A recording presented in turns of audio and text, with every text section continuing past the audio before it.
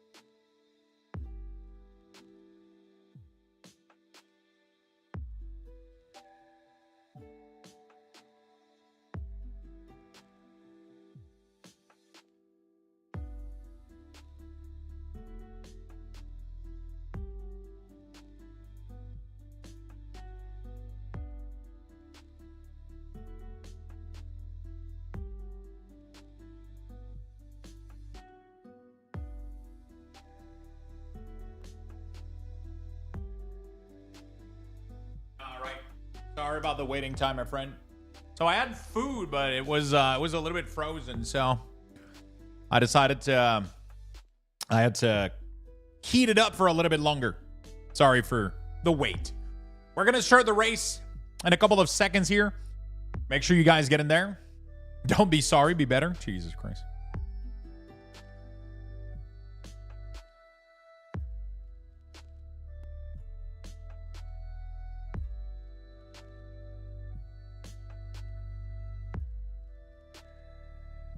All right.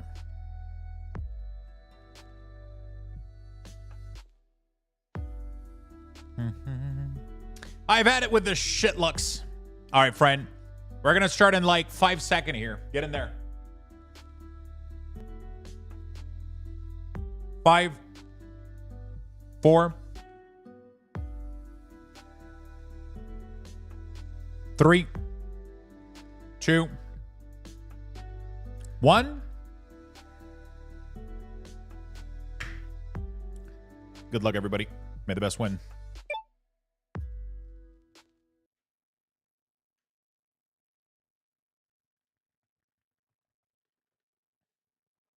The installer who just came out to put the new router looks at my monitor and goes, "Any luck on the Love Rocket?"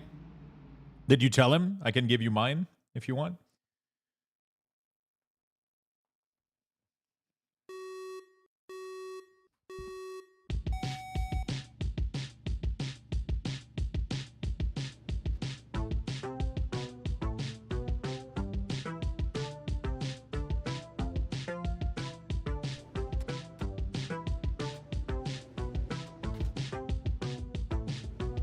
All right.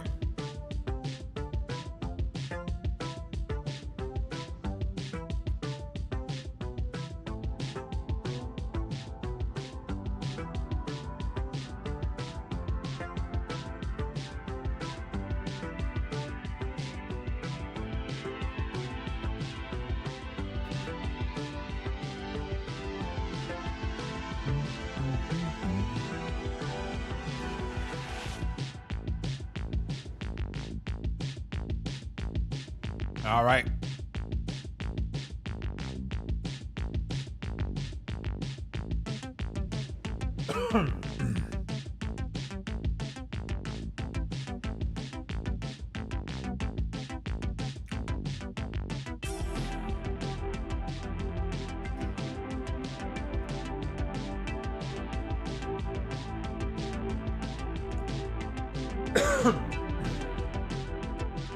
Rage Cruel is currently in the lead, followed by Zarus, Ninja Gummy Bear, Papa Metal, Mentos, Trooper, Blingati, Analog Kid, Voidthos, and Nerosa.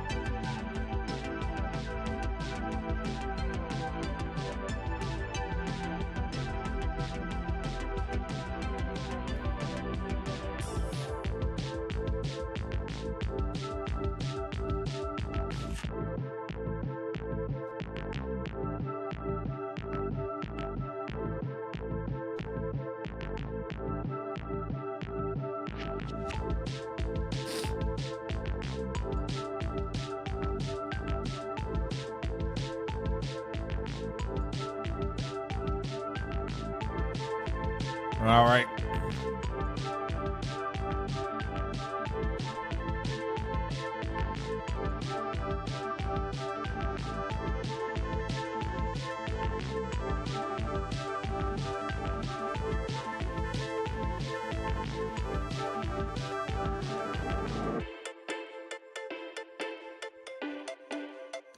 Mentos in the lead right now, followed by Arash very closely. Papa Metal, Analog Kid, Red Shaman, Trooper, Blingati, Jaeger, Ninja, Soul for Soul. Arash currently has the lead. How long is it going to last? Bum, bum, bum, bum, bum, bum, bum. Have you seen the new Wraith Lord Unique yet? Wraith Lord Unique. Wait, do we know what the uniques are?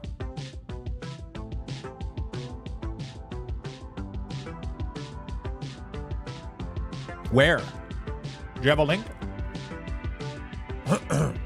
They weren't on the patch note, only the names.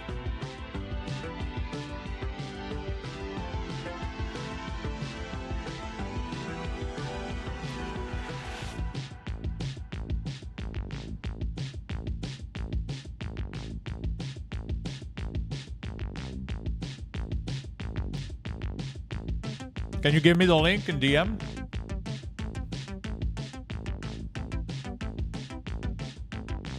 Oh, shit.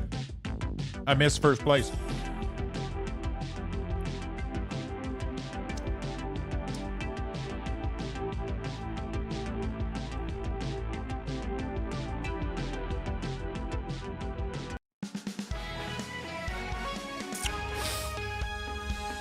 I missed first place. Congratulations, my friend, for the win. Papa Metal. Congratulations, Popa Metal. You get $500. Analog Kid 7. You get 400. Congratulations. Mentos 09. You get 300. Jaeger. You get 200. And Red Shaman 999. You get 100. Dice 4. 1 Analog Kid, you win a bonus Lux Bucks for top speed. Congratulations, my friend. You can buy extra ticket for the giveaways. Do you have a link to the picture of the legendary? Because that was actually Void's prediction that there was going to be a Wraith item. But Wraith Lord sounds like a one big Wraith, though.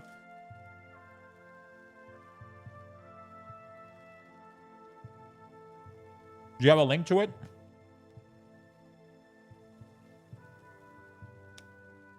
Oh, shit.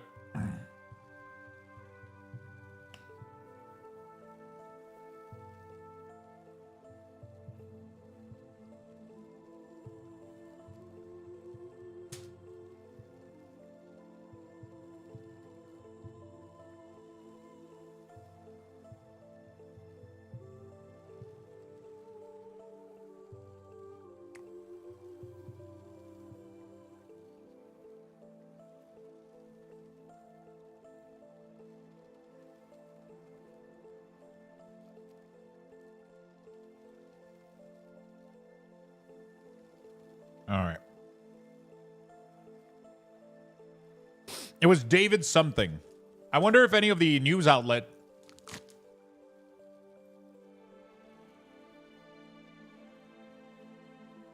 took it.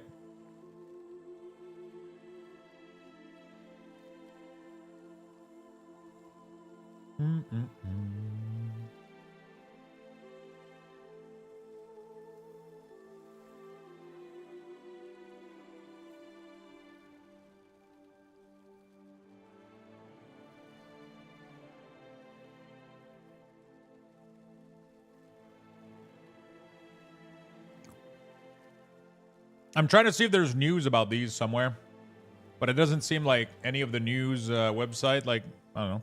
If you find it, send it back. Check news outlet. Yeah. Nothing aside from the 5 they already showcased. Yeah. Last Epoch Wraith Lord new unique maybe on Google. No. I don't think so. All right. If you find it, let me know. You're back. It will be a long road to Majelka after, but you are used to it. Harrow was his last name. David Harrow. Twitter.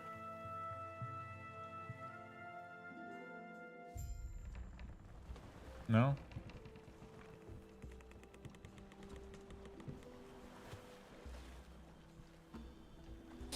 I don't know. If you find it, let me know.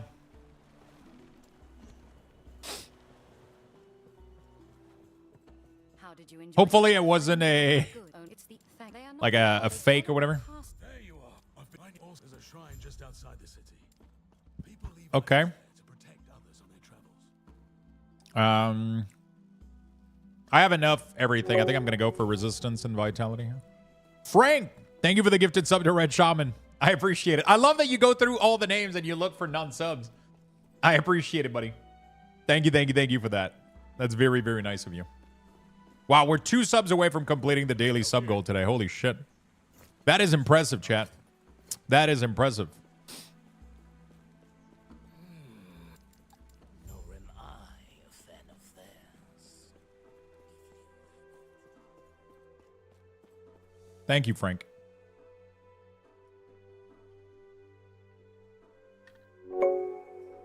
Yo, either bore. Thank you for the double gifted sub. And thank you for triggering the hype train. Thank you so much. Thank you for completing the daily goal and triggering the hype train. That's very nice of you.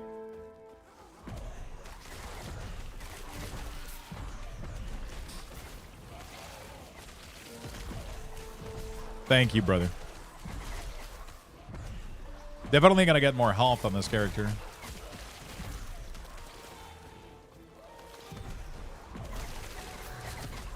Yo, Huck.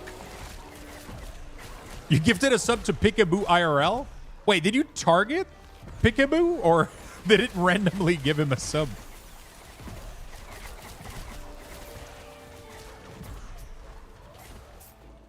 What the fuck? One more for train. Thank you so much for the train, chat. Is that the Pika? Yeah, it actually is the Pika. Interesting. The move. Okay, it was targeted. I was like, what are the odds of it randomly landing on Pika? Thank you, brother. Appreciate it. It was not fake, posted by Ellie Twitter. Oh, there you go. Do we have more info here? No. No, that's not. No, that's not what we're talking about. We're talking about the ARPG. Oh, wait, is that the RPG that he... Oh, you mean the unique that he designed? Oh!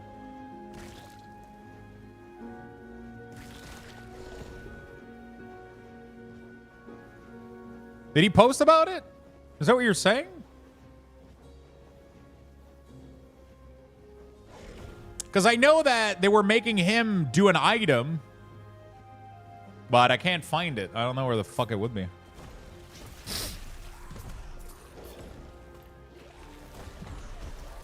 Because that's what, so apparently Headshot is saying that he saw it on Twitter. The item is called Wraith Lord, which is fucking cool because Wraith just got giga nerf.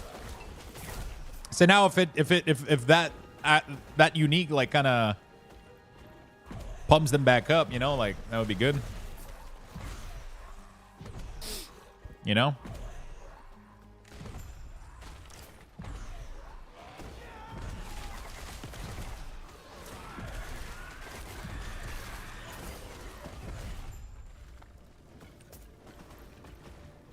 Do do do do do do. Be do do do do do do do do do.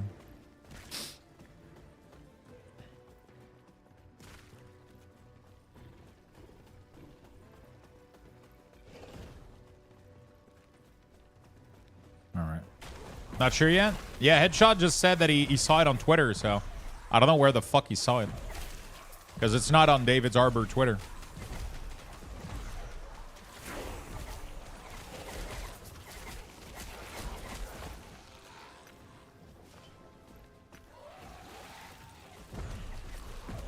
Yeah, he's got like a bunch of he worked with Blizzard, and apparently he was playing games and he name dropped Last Epoch because he was talking, I think, about Diablo. I think he was saying that he was playing Diablo, and that he also told people like, by the way, watch out for Last Epoch, it's gonna be really good or some shit like that. And then I think they approached him and they asked him if he wanted to design a unique, right, or whatever, and do like some shit with them.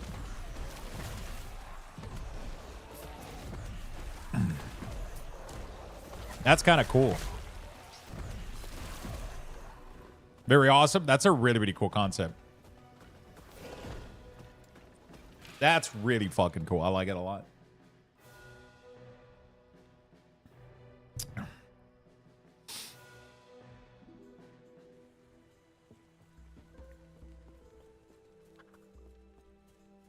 Hello. Stay safe.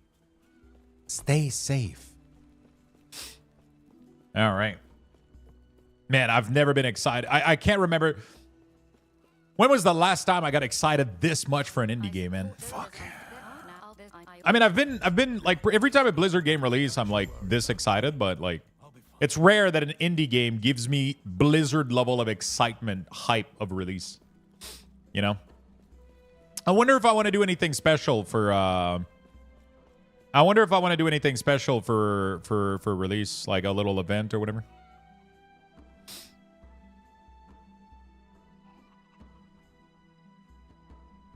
I need to increase my health, like really, really badly.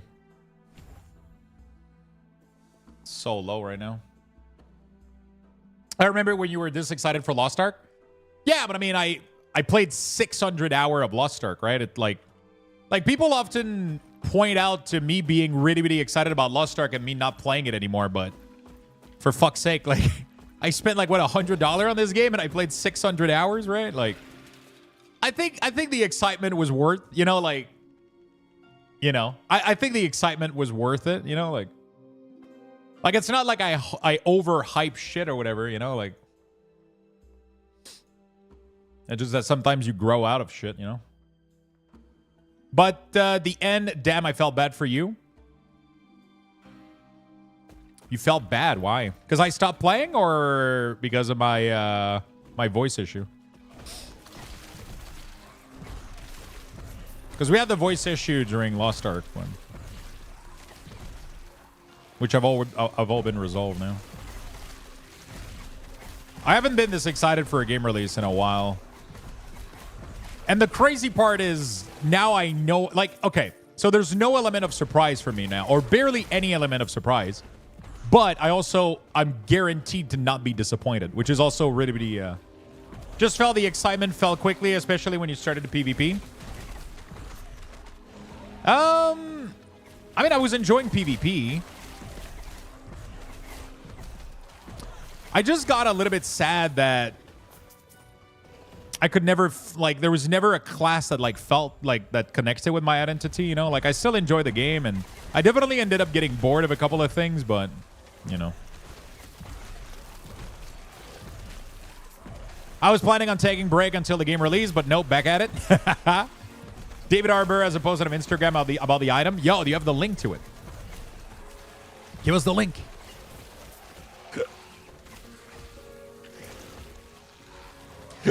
Fuck, why am I having hiccups? Aha! There we go. Holy shit. Wraith Lord Harbor. Holy shit. Let me,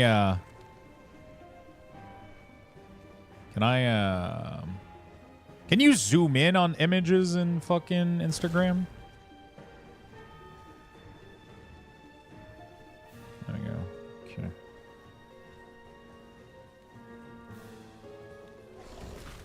New Wraith Lords Harbor. We're going to read it afterward.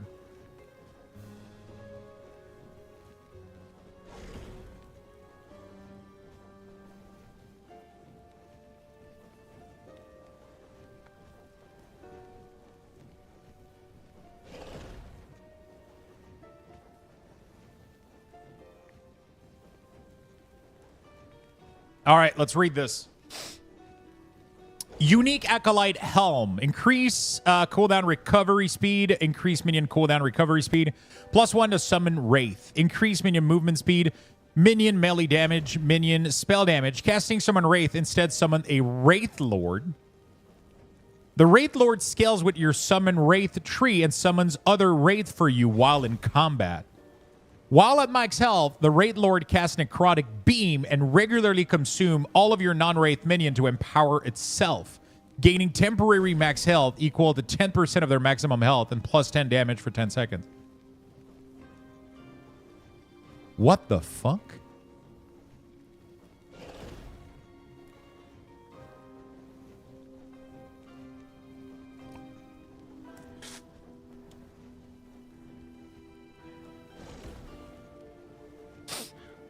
So you no longer summon Wraith. You actually summon him as a permanent minion. And he just summons other Wraith for you in combat. But like, what other... I wonder... That sounds fucking interesting.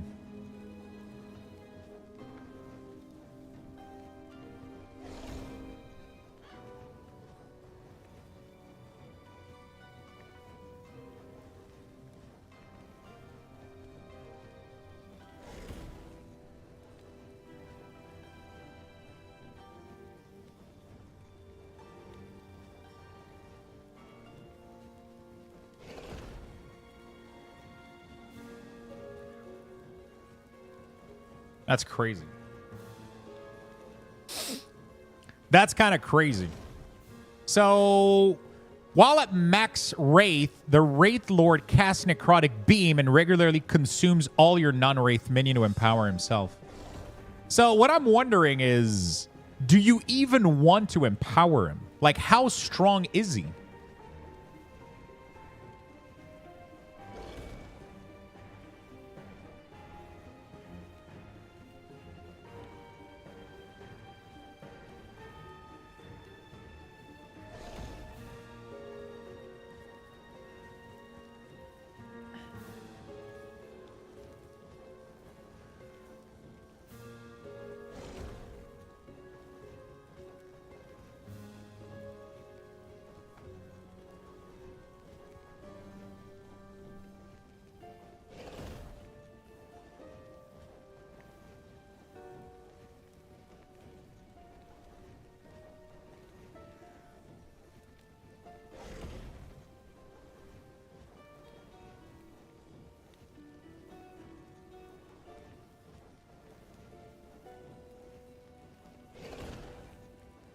All right. Interesting. I just posted it on Twitter because there doesn't seem to be any trace of it on Twitter. So, that's pretty nice.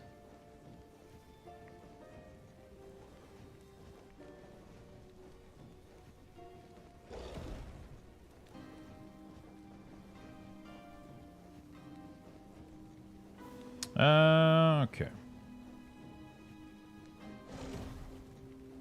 Sorry, chat. All right, let's get back to the game. That's pretty cool. I like this. But I wonder, like, how much you're gonna wanna, like, what do you? So you definitely don't want Golem for this build because you don't want him to just destroy your Golem, you know?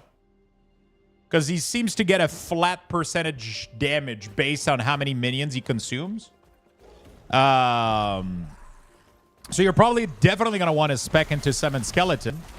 But I think that's gonna be it. I think that's pretty much gonna be how that goes. You're gonna go and Summon Skeleton. You're gonna try to get them out of there as soon as possible, so that he consumes all of them and get like Giga Strong or some shit, and you're just gonna spam that. Maybe you're gonna play with Dread Shade to buff him, right?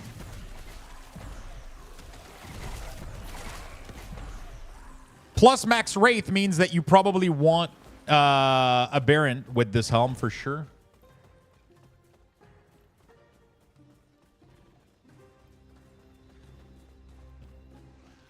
Because a Baron gives you plus 12 max Wraith or some shit. But it makes them die by like it makes them. I wonder if he is permanent. I'm assuming he is permanent, or if he is like a temporary Wraith, like Oh shit! I missed tag.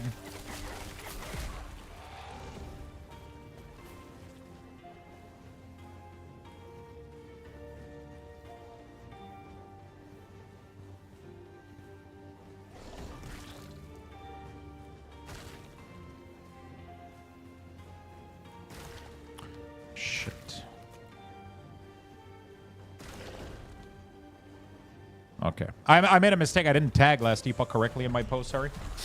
Maybe a bunch of zombies. That sounds like a really, really fun build.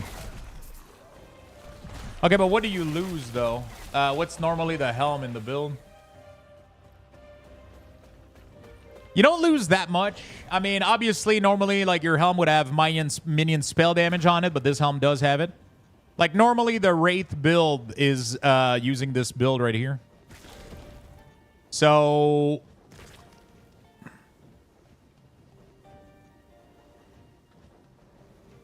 is using this helm right here. So you get it's 65 Void. This gives you like so you lose maybe a little bit of armor, a little bit of health, some critical strike damage chance on minion, but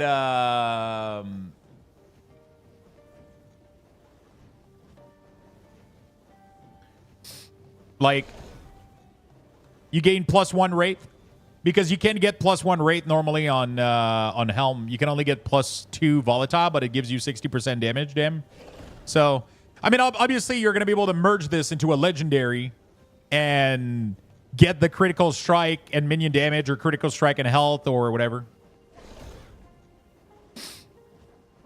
Skills with your summon Wraith tree and summons other Wraith for you. That's insane.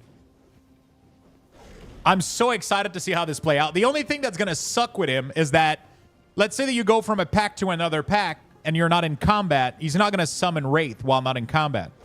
So because he's not in combat, because he's not in combat, he's not going to pre-summon Wraith to be ready for to go into the next pull, you know? Hopefully that makes sense, but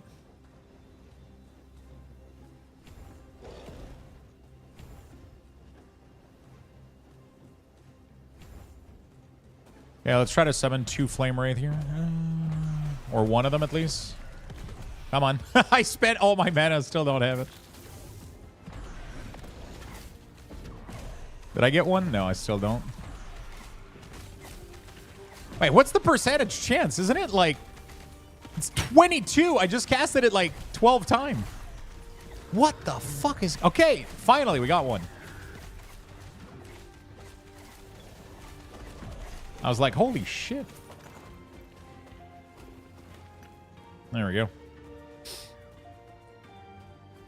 Still, I could make for quite the build. It could, yeah, it could be really, really nice.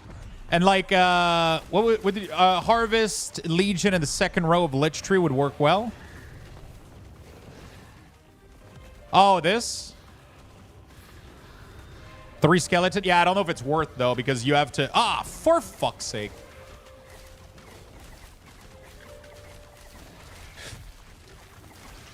I don't know if it's worth because, I mean, I guess it is 3 extra minion. The problem is they don't proc on bosses, though. So it would only work on trash.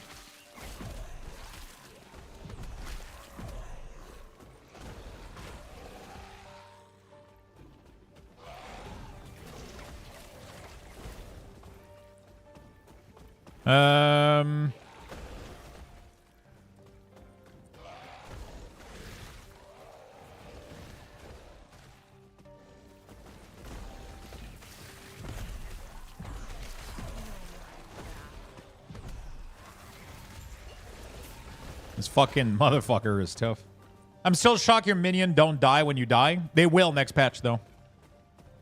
They literally added that part into the patch note. Thank you for the assist. I can't complain about They added that into the patch note. you ready to head out then? It used to not be a thing, but it will be now. The skill bin was never meant to be common.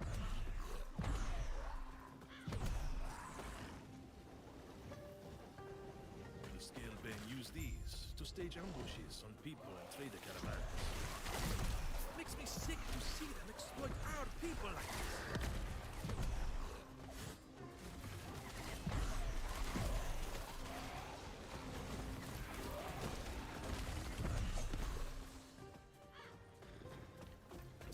Oh, shield. With legendary potential. Soul Bastion. Soul Feast. Interesting. Okay. Lurking, watching the MDI VOD. Sure, my friend. Oh, a relic. Vortex Pennant. Throw your axe at a nearby enemy every second while channeling Warpath. Dude! I've always wanted to make a Warpath throwing build. That sounds so much fun. You guys remember when I was doing Warpath, right? I was playing on my Void Knight, and I was doing Warpath, and I was like, wouldn't it be cool if we did, like, because I got, like, I think I got, like, glove that increased my throw. And I was like, what if we did a build where every time that I just hold Warpath and it just throws axe at people? And then I literally get this now. I didn't know it was a thing. Yeah, I didn't know it was a thing, and there's literally a legendary that does exactly that build. It increases the axe that are thrown while you're spinning. That is so cool. Oh, no, fuck. It's legendary potential, too, which is great. But I can't do it because this is solo self-found, so rip. But I know it exists now, so that's great. I mean, it's not like we have a lot of time anyway until tomorrow, you know. Like, tomorrow is we can't play, so... I might end up playing Nightingale tomorrow. We'll see. Maybe a mix of Nightingale and... Oh, man, I'm starting to get absolutely demolished right now. My poison resistance is pretty low.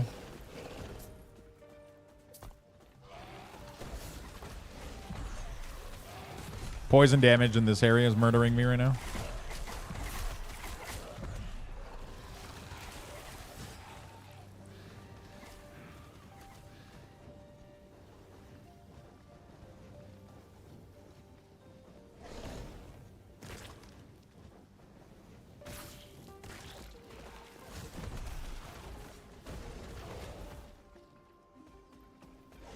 All right. And Helldivers 2, Nightingale is out. The early access is coming out tomorrow. So we played the stress test of Nightingale, and I was heavily disappointed. But I still want to give it a chance in the sense that, you know, maybe it was... Maybe the build that we got wasn't, like, finished and whatever, you know. It's like... So the full early access is supposed to be coming out tomorrow during the downtime for last Epoch. So it's kind of perfect. But, like, I don't know.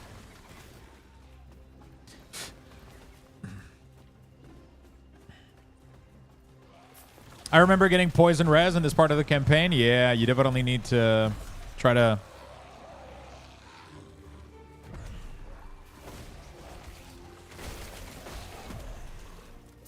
So I'll be curious to see how it is from start. They threw you into a weird position with a bunch of shit to flow. So the flow of the game was completely lost. So I'll be curious to see how it's from the start. Yeah, exactly my point, yeah.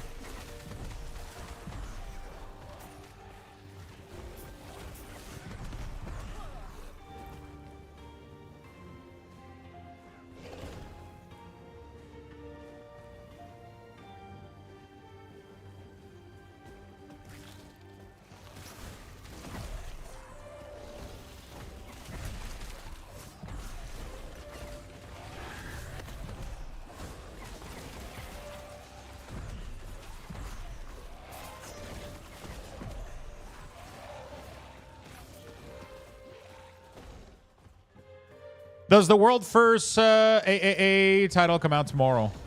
No, that's Skull and Bone, right? Skull and Bone. I don't know when that's coming.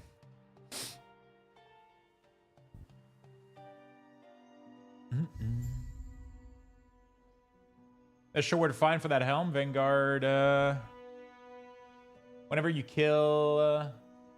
yeah, the harvested thing should work well for the helm. It's not going to work, though, for... it's not going to work for... I don't know if it's worth investing, like... Because you have to invest 5 point here. I guess intelligence is good, but... like, you have to spend 5 point just to get here is not good. You know? I don't know. I'll have to... I guess you can get 5 intelligence, though. 5 intelligence into it, I guess.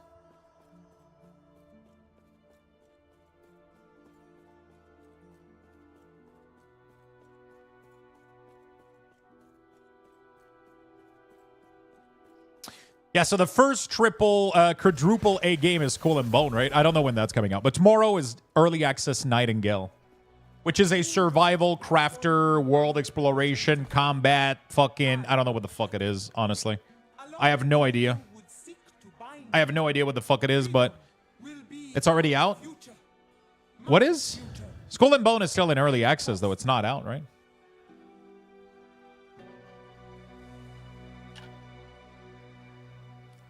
Oh, it's the full release? Oh, I thought it was in Early Access. Wait, so that's the full game? There's no plan on other improvement to it or anything? Oh, okay. Because I've been hearing like I thought it was like early access. We can trust this friend of yours. Then I trust you. From what I heard of it, people seem disappointed with. Wait a minute. What the fuck are these boots? Wait. Boots can drop with sealed stats on them? I have never seen this. In like...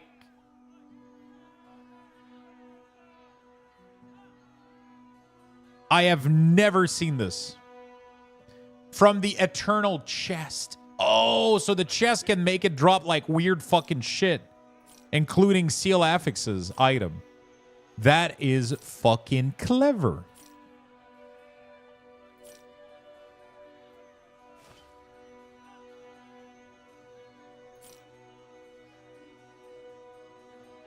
It's a meme? Yeah, so it's... Yeah.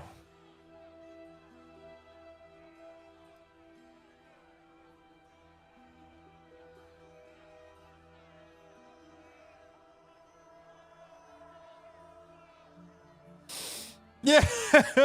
So there was an interview with the guy, and he was asked like, how can you justify the price of your game? And he answered, it's a quadruple A game. You know, it's so good that we're adding another A to it. And now people are just making fun of him because the game is all right. Like, it's not like the game seems like fun, but it doesn't seem like, you know, I wouldn't call it like a quadruple A game. You know what I'm saying? Like, like, it's kind of funny. Oh, but it drops with 0 forging potential, though. You can't do anything to it.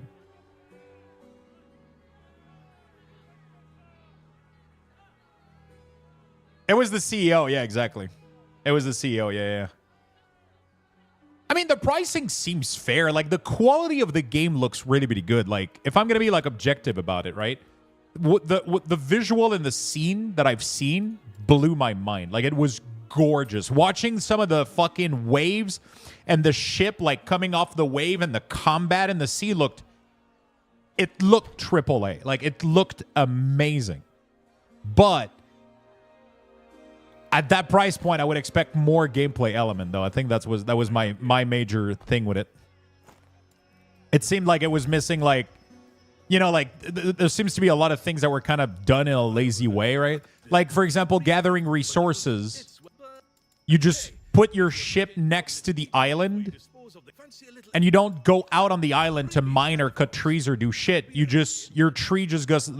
ship just has a little animation with a bar, and it's just like, you just like kind of AFK next to the island, and it pulls out the material, right? It seems like, you know, and it's weird because there's part of the engine that seems ready for combat, right? You can throw like a lens at shark in the ocean, But that's the only time you'll ever see like the aiming animation because there's no combat in the game. There's no physical player combat. So that's like super fucking weird, you know? You should watch the video of Asmund comparing Black Flag to it. The boarding, you literally throw the rigging at the ship and board is autocomplete. Yeah, there just seems to be like so many part of a ship game that were cut down, right? Like, you know? But, like, the part that they're doing, the actual ship combat looks really, really good, though. You know? So I don't know how to feel about it. Oh, legendary.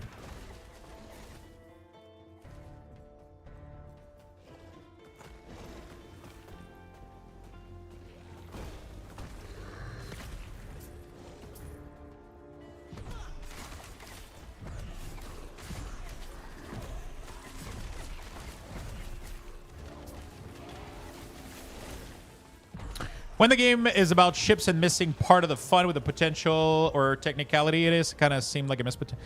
Like at the end of the day, like I don't know what they promised because I haven't been following the game, right? So I don't have like, I'm just like kind of reacting to other people's thought of it, I guess, because that was like the major thing that I saw, right? Is like that was the major thing that I saw was the was just people's reaction to it, I guess.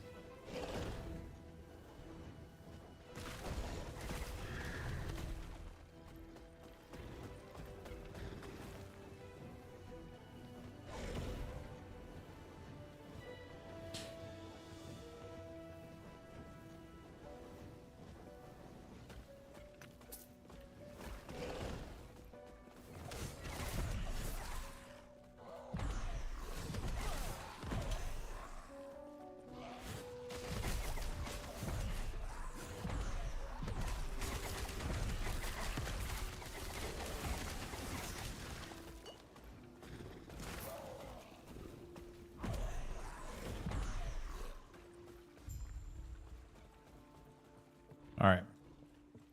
So I do the end game is nuts. Basically, it's a ship combat game, not a pirate game, really. Yeah. I think just people were expecting a pirate game, right? I think that's where like the disconnect comes from, you know? It's like Sea of Thieves, but like I think Sea of Thieves, you can drop down and actually go on the island and walk on the island, right? Which I think you can't do that in this one. So like, you know, but you know. Do you know about the new minion suffix being added to the game? Yeah, the one, the hybrid one with melee and spell damage and shit, or bow and shit. Like, there's 3 of them or whatever.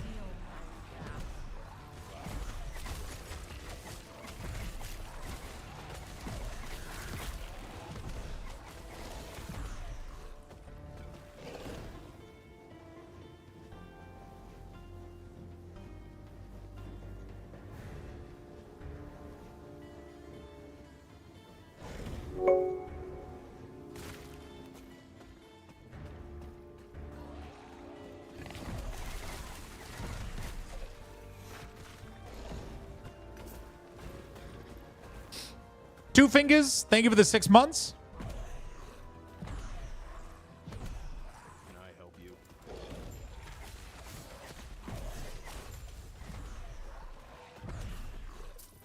Two Fingers, thank you so much for the 6, my friend. Welcome back. Hey, good afternoon, Shaq. How you doing, buddy? Yeah, there's one for penetration of elemental physical damage for you and your minion, yeah. Really good. They're adding a lot of good stats for minion.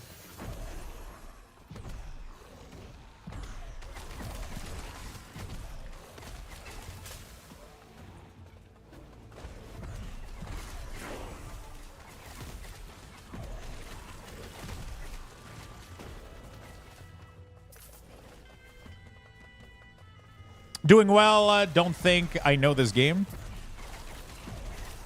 It is really, really good. Do you like ARPGs like Path of Exile, Diablo? Then you'll love this game. I love Path of Exile. If you like Path of Exile, then I think you're going to be very, very pleased with this game. If you want to, if you're looking for a new ARPG, obviously, it's currently in early access, but it's releasing in 2 days. Wednesday this week, it's releasing its full 1.0 patch note with all of its class being released, all of its content is being put out there for us to enjoy fully. Football is good. I'm doing fantastic, my good friend. I'm doing good. Yeah, I'm doing amazing. I'm always happy to see you. Now Diablo has to look at last Epoch and learn how to make minion base skill. Oh, yeah. Oh, yeah. Jesus. Yes, please. Literally, Diablo, just copy the minions from this game.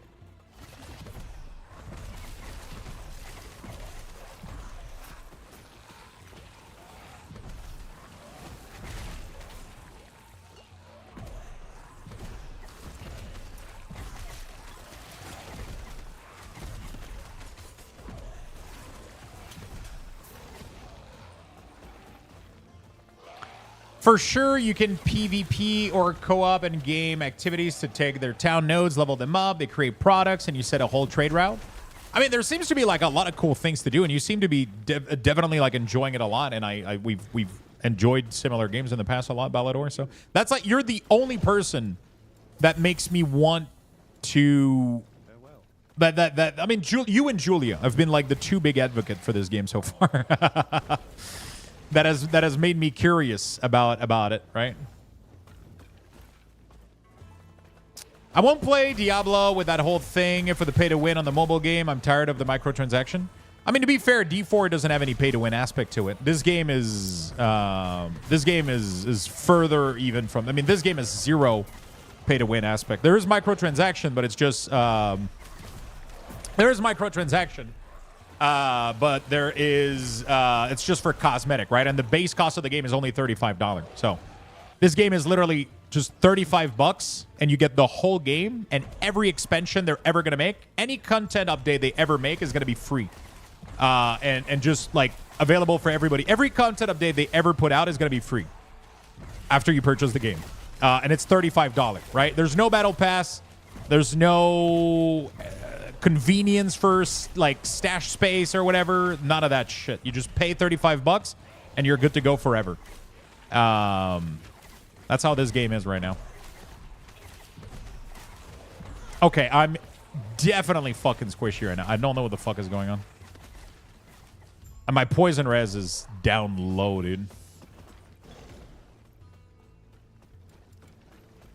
My poison res is down low.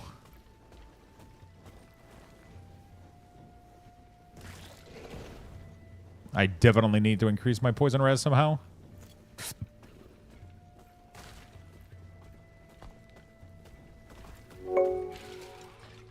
All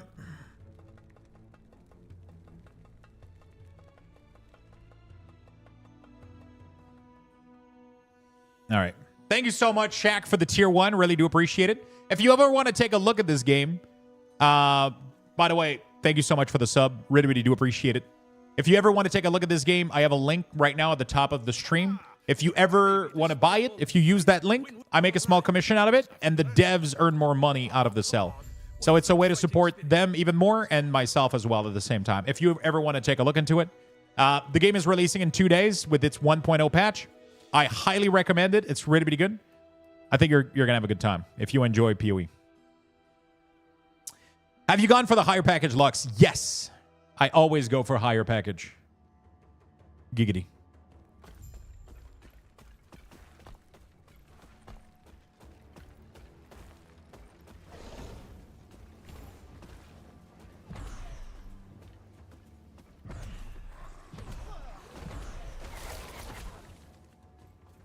Yes, I got the full Giga Deluxe Ultra Mega Edition, which, to be fair, was pretty reasonably priced. I like it a lot. They didn't get too greedy, you know, which I like a lot. Let me finish this.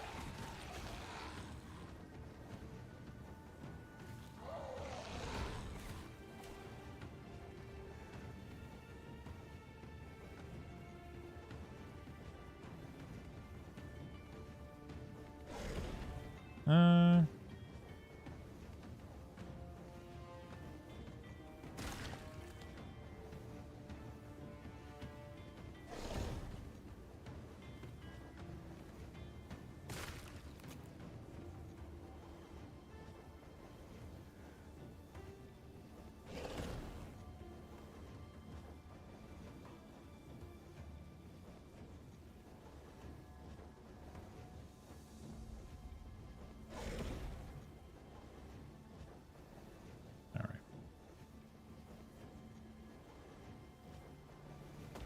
There we go.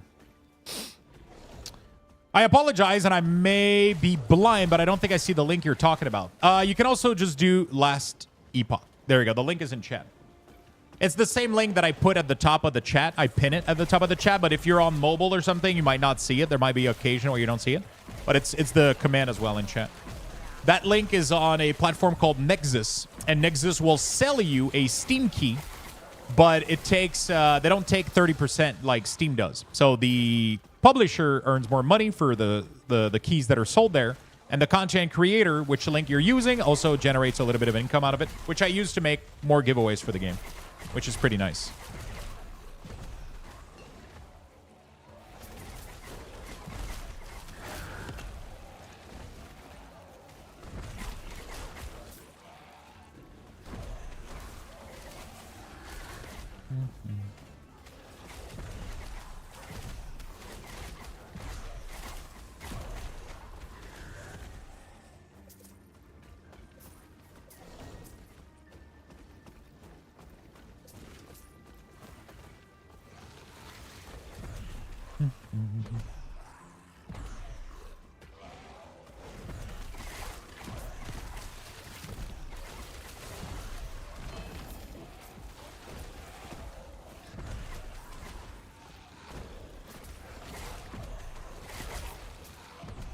All right.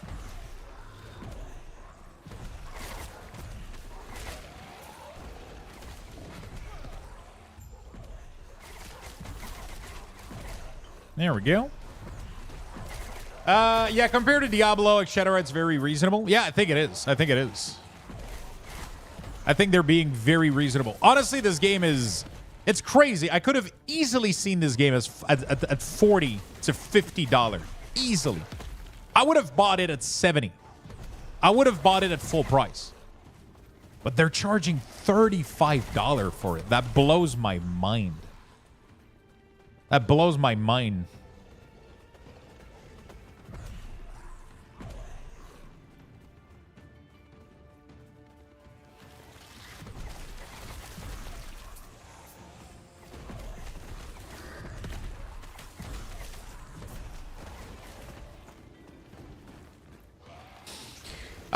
Oh, there is an 8-hour free trial for Skull and Bone 2 in case you really want to check it out. Oh, interesting. The devs video with some of the patch note I've had to save myself from playing now. The PC is back up and running. I don't want to spoil it for myself, but only playing for this evening.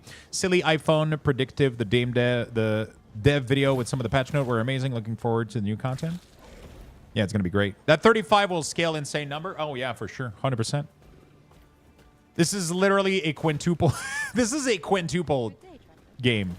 Quintuple. What a fucked up word. Okay. Quintuple. Quintuple? Is it? Wait, is there not an R in there? Is it quintuple? Quintuple A game. There we go. Got it. Nailed it first try, chat. First try.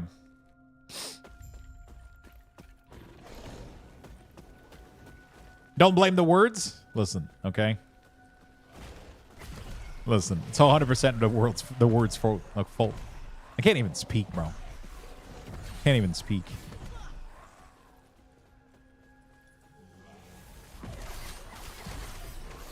You tyrant. Sorry, Lux. I didn't think to make you stumble. Hey, it's fine.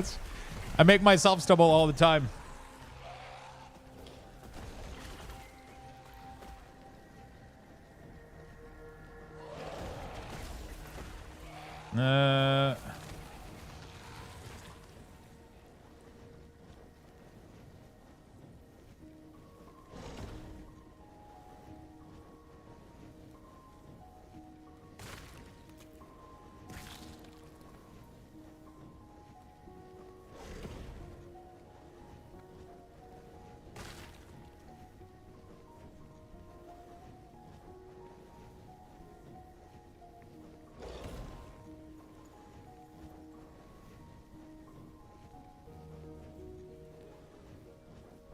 All right, sorry about that, chat.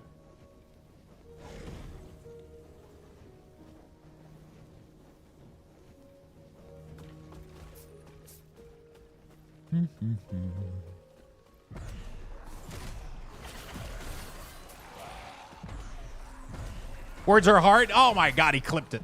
I just grabbed the Ultimate Edition. Gate looks amazing and love what I've learned so far. And yes, use your link. Yo, fuck yeah. Thank you so much, my good friend. I appreciate that a lot.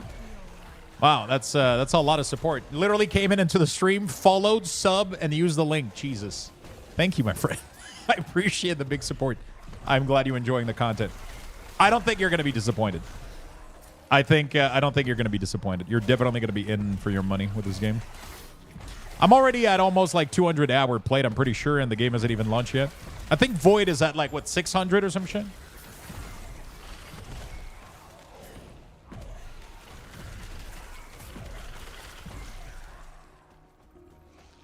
I wonder why leveling, if the 2 permanent wrath are the way to go, or because I keep summoning the volatile zombie, so I don't have enough mana to summon Wraith.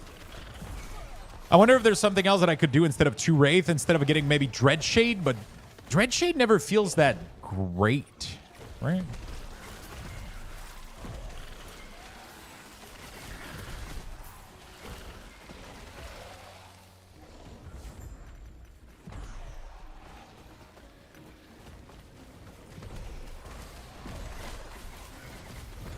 It feels awkward to play a little bit. I mean, it's not too bad, but... Well, yeah, you were recommended by another streamer that I watch and love. So far, everything I have lived up to what he said. Oh, shit. Who was that, if I may ask? Really curious.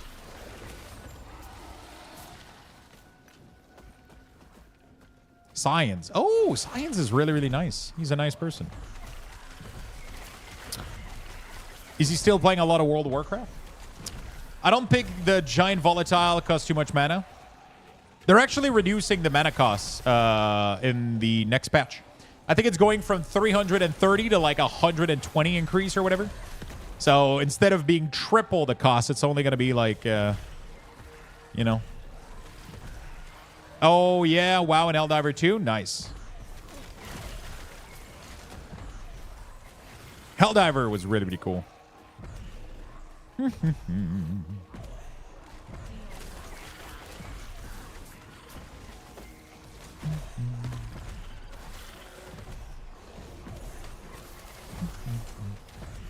I met Science in the early day that I was streaming and playing World of Warcraft a lot more, for sure.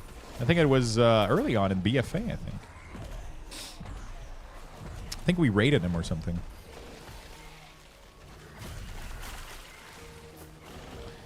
I think that's how I met him, I think. Or maybe he was just hanging out in chat. I don't remember which one. I keep seeing everyone talk about Grand Blue Fantasy Relink. Apparently it's fun as fuck. Grand Blue. What is this one already? Yeah, Science got me back into playing WoW, much to my wallet's sorrow.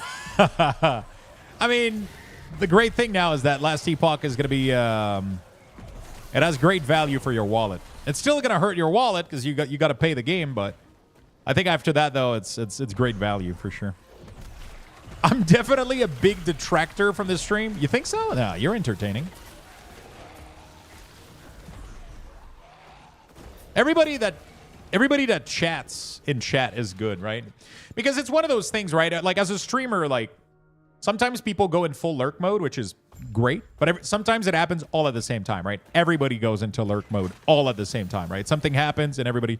So it's nice to have people that consistently engage with stream because when new people come in, they kind of see the activity. They kind of see a little bit of people chatting and shit, and you know, Void, you're definitely active in chat, which is great. Sometimes it's gonna be at my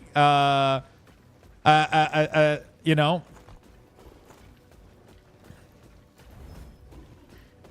at my expense, but you know, it's still fucking hilarious.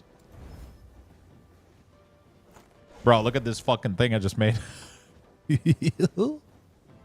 Sadly, it has spell damage on it, which I don't care, but whatever. I'm at Chatter Chat. I love my lurkers, right? Like, I'm never going to force people to go out of lurk. I always let people know, like, hey, if I ask a question, don't feel forced to answer, right? I love getting people to chat every once in a while, but Sometimes I'll ask, hey, what is everybody doing, right? Because everybody's lurking at the same time. You know, we all... Sometimes everybody goes into lurk mode at the same time. That's usually when I do, like, hey, what is everybody up to? Trying to spark a conversation. Who's playing what? What's doing who, you know? Just trying to make sure everybody's still here, you know? Like, so it's nice to have people that engage every once in a while during the day, right? It's important to have those.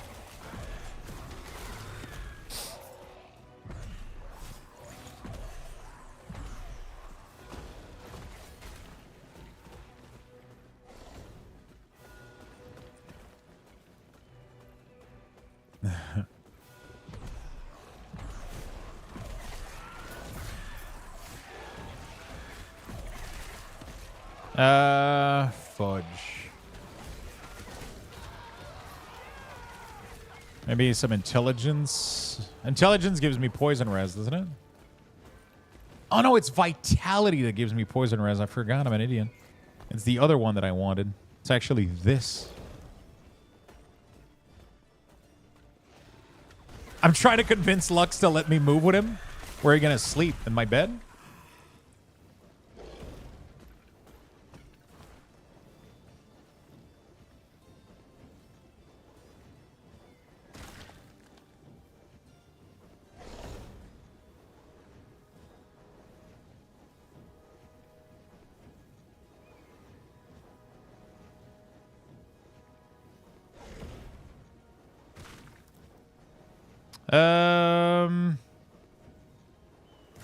Sorry, chat.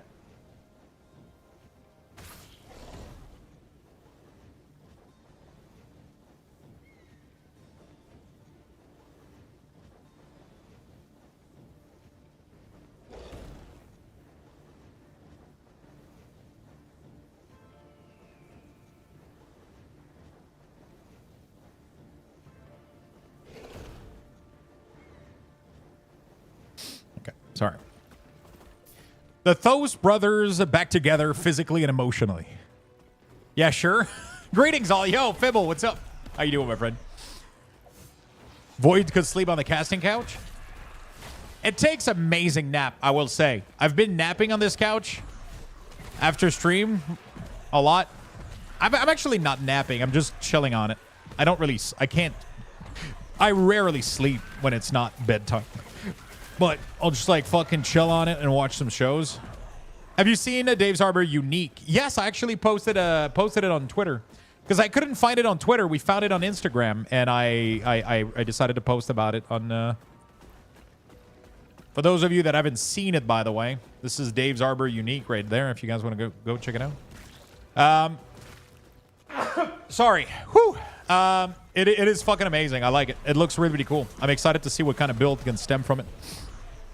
I'm not following a guide right now, though, but I might end up making a little plan builder for this build because it's really, really nice. But I mean, I'm just like, I'm pretty guaranteed that my points here are pretty good. I might make a couple modification here, like have less point maybe in the health regen, maybe more like less point here and more points allocated elsewhere. I think I can remove some point from this. I'm not sure. I have to do the math. I think I have one too many points here. I'm not sure. My points allocations are pretty good. I'm pretty much guaranteed of where I want my points here. But the spell, I'm still not 100% sure. I'm good on Golem, Necromancer, Summon, Mage. I'm good. Volatile Zombie 2. It's just Wraith. I don't know if it's worth it. I'm doing like, you know, Permanent Wraith. I don't know if it's worth it. We could go for Dreadshade instead. We could go for a couple of other things. But this is a really, really good leveling build. It's been amazing. I'm absolutely decimating through the content.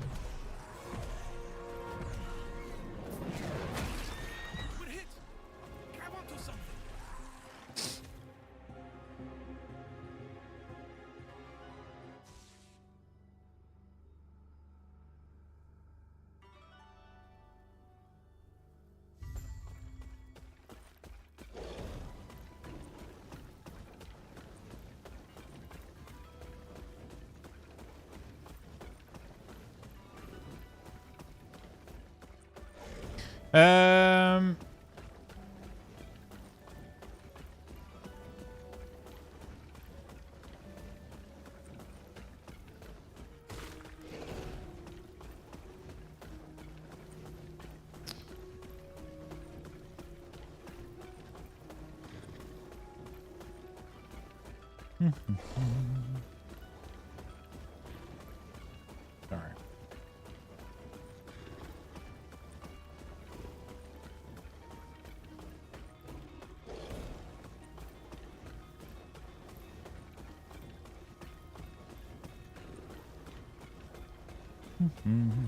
Gollum is running, dude. That looks so sweet. Problem is usually I'm in bed by the time he wraps up stream. Yeah. Is crafting as hard as in PoE? Oh, no. It's way less complicated. The thing about crafting in this game is everything is done in this menu. Almost 95% of the crafting you'll do is all here. And it's really, really straightforward. Yes, there's a lot of different shards, right? There's a lot of different material for crafting, but it all comes down to be the same, right? So it's really straightforward. You have crafting shards, which a shard is just an affix, right? So any affix that you can find on an item can be a shard that can be applied or upgraded on gear, right? Then you have glyph. Glyph will modify what happens when you attempt to upgrade a stats or add a stats. Modifier are usually completely on their own. So these runes, these runes here are completely on their own. So they completely, it doesn't matter what glyph, whatever the fuck, they just do like unique things on their own, right? So Rune of Shattering, for example, completely negates the glyph here. It doesn't matter. It will just destroy the item and attempt to give you back some of the shard that it has on it, right? So right now it has mana, minion health, and elemental resistance. So if I shatter it, it gives me back, it has chance to give me back these shards, right? Really straightforward. There's other types of rune, like it will reroll affixes. You can create unique based of item. There's like rarer runes that are really, really nice. A bunch of cool stuff here. But the important part, the main part, is just the shard system. So for example, this item has one prefix, no suffix. I have a free slot here, which means I can literally just go here and add vitality to the item. If I use a glyph of hope, I have a chance to not consume forging potential. Because every time that I add or modify something on an item, it will consume between 1 and X amount of forging potential. The forging potential is at the bottom here. It tells you 1 to 18 in this case. It has 28. So when I press add affix, you saw that I lost 6. So the more I do things to an item, the more it's going to break down and end up being its final form where you can't modify it anymore, right? So you can choose. Do you want to add stats? Or do you want to upgrade existing stats? Do you want to re-roll them with a glyph of chaos, for example? Or do you can craft item kind of however you want, right? You can't obviously remove a tier of, you can't. So for example, if I have like an item here and I drop this and I'm like, yo, a helm with intelligence and vitality, that's really, really good, but I don't care about endurance. Let me try to replace this stats randomly with a glyph of chaos, right? What it's going to do is it's going to upgrade the stats and randomize it. So it's going to make it go from tier 4 to tier 5 and randomize it. Boom. Tier 5 helm. This just made the item really, really good, right? Because health is really, really good, and I got a tier 5 version of it. So that's really, really nice. So now I could go in here and add static health here, right? Boom.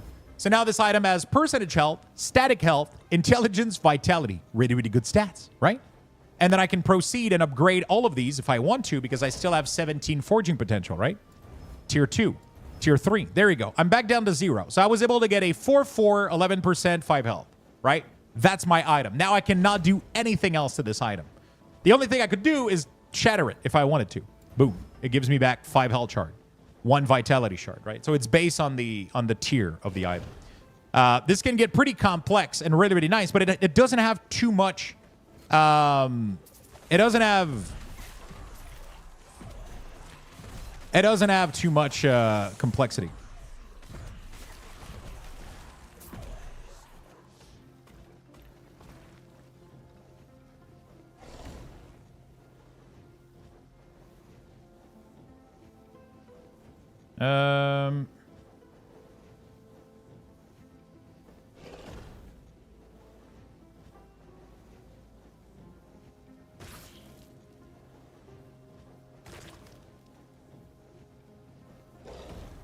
Sorry, chat.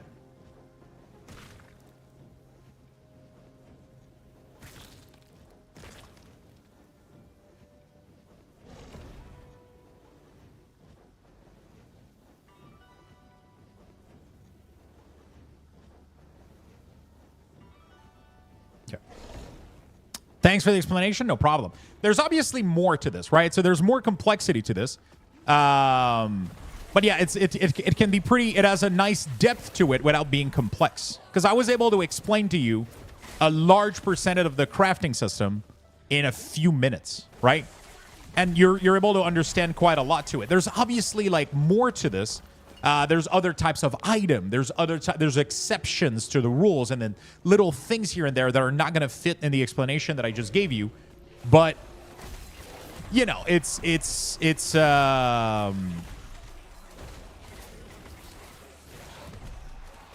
yeah.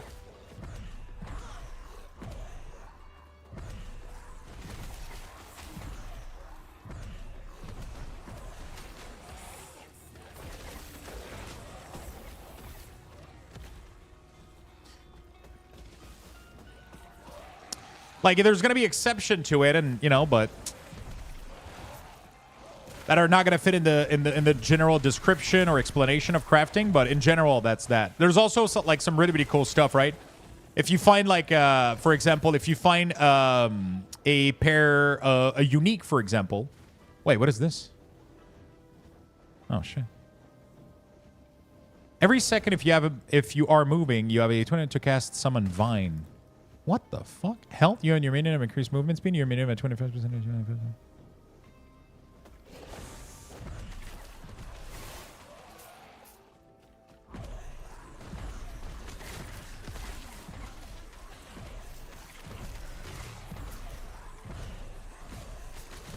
You don't have to watch like 6 YouTube video, right? I can explain to you like how crafting works in like 5 minutes. And you'll have like you'll understand like 95% of it, right? But yeah, there's exception to the rules. There's things here and there that might not fit in the basic understanding. But yeah, there's a lot of cool things. Let's say you can find. So what I was saying is you can find legendary items that have unique items. These are called uniques that have legendary potential. In short, it literally allows you to merge an exalted item, which is a purple item, which is the highest rarity in a way, right? So you got normal, magic, rare, exalted. So this is the scaling of items, right? Exalted being the highest. Then after that, you got uniques, you got legendaries, you got other types of, you got set, but those are kind of different in a way, right? Because they don't have random stats. They have predeterministic stats, right? So when you find a unique, if it has legendary potential on it, it allows you to merge it while crafting with another item of the same type that's an exalted, and it will merge random stats from that item onto the unique to create a legendary. That's the easy 30-second explanation, but that in itself creates insane amount of endgame loop because you're going to be trying to farm those specific unique for your build with legendary potential on them in order to try to create some of the best item in the game, right? That can look like something like this. Please don't murder me. So for example, in this guide right here, they're using this staff right here. As you can see, it's like pink, which is a different color than a unique. But this is a unique that was crafted into a legendary. So that means that to get this item, you need to drop the unique called Aberrant Call, and then you need to merge it. It needs to drop with at least one legendary power. Then you need to merge it with a staff exalted and get lucky so that it selects the good stats that you want on it, right? Because it's going to have 4 affixes on your exalted. One of them is going to be 448 increased minion spell damage, for example, which is a perfect stats tier 7 item, which is insanely rare to get, but we're not going to get into that. Let's say that you want to add minion spell damage on this staff. You need to find an exalted staff that has that stats. You need to find this unique that has a legendary potential on it, craft it, and hope that it grabs the good one. If it doesn't grab the good one, it can still grab other affixes on the item that are going to be useful. So it gives you an incentive to farm as much exalted as possible, and it gives you an incentive to farm unique over and over and over again to try to get them with legendary potential. Because the more legendary potential they have, the more affixes from the merge you're going to grab, right? So the pink text in there is the stats that you brought over from the crafting, which is really, really nice. Hope that makes sense. It's a little bit complicated to explain. I still haven't like mastered like the way to explain this because it's weird, but it's pretty straightforward, right?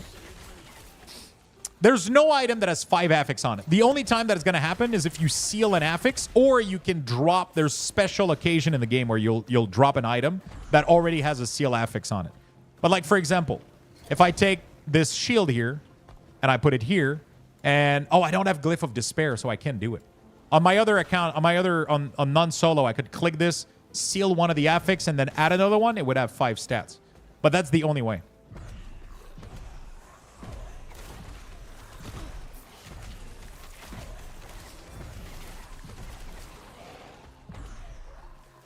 It's a Glyph of Despair. It's not a seal. It's a glyph, right? Yeah. So, yeah. Glyph of Despair is what you're looking for.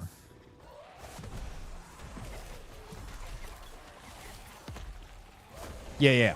I mean, we all understand.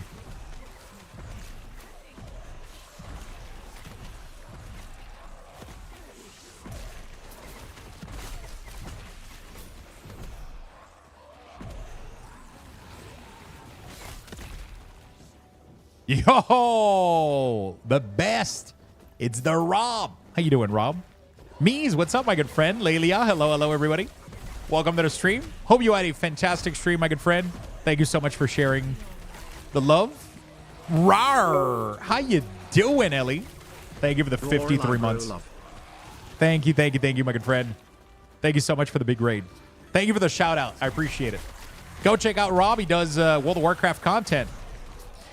He has a paladin with the fucking legendary axe, which I don't have. Warpath Void Knight gamer checking in. Dude, I found it's really funny because when I was leveling my Void Knight earlier this week, I saw like a node that has a chance to throw axes to enemy while you're hitting them with physical damage. And my first thought was, wait, you got 2 legendary axe? Can we ban Rob X from the chat? Can we, any mods? Mod check and chat? My first thought while I was playing Warpath was, wouldn't it be cool if while spinning, I was throwing axe everywhere? And earlier, I literally dropped a unique while playing that does exactly that. And I thought it was like the coolest shit ever.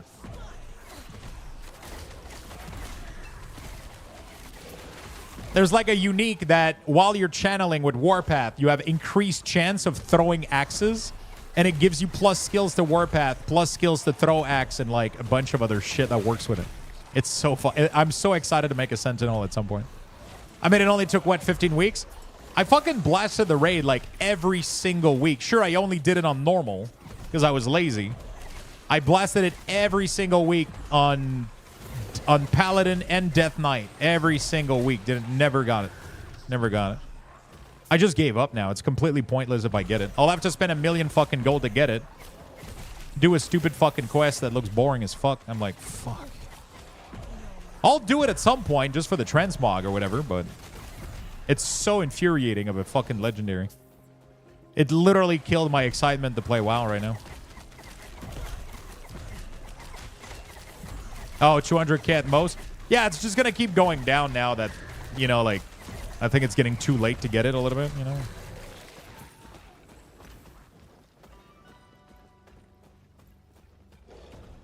You know. I just started playing this game, but it feels so good to be able to just channel Warpath indefinitely with about like the 3rd point you put in it. Yeah, you literally just lower like a little bit. You literally just lower like a little bit your elemental defense, but you can totally catch up for it, you know? Why late? Because it's probably not going to matter next season. They're definitely not going to allow you to just, I don't know, maybe they will, but I doubt they're just going to allow you to scale your legendary axe next expansion for free, you know? Like, next patch, sorry. We'll see. Yeah, Warpath, like, people want to spin to win. It's nice that they don't make you, like, wait 3 million years to be able to just fucking spin endlessly, you know? They're aware that like, that's a class fantasy. That's, like, a really popular one, too, you know? Maybe not for free, but as a boss dross item. Yeah, the problem is until we have a confirmation for it, I'm not motivated to go farm for it, right? You know what I'm saying? Like, it would have been nice if Blizzard was like, hey, by the way, we're going to let you upgrade it. So if you've put a lot of effort into it now, it will matter next patch too. But right now we don't know. It could be a huge gamble. The item could just literally be like dumped into your bank next patch, you know, like. So we don't know.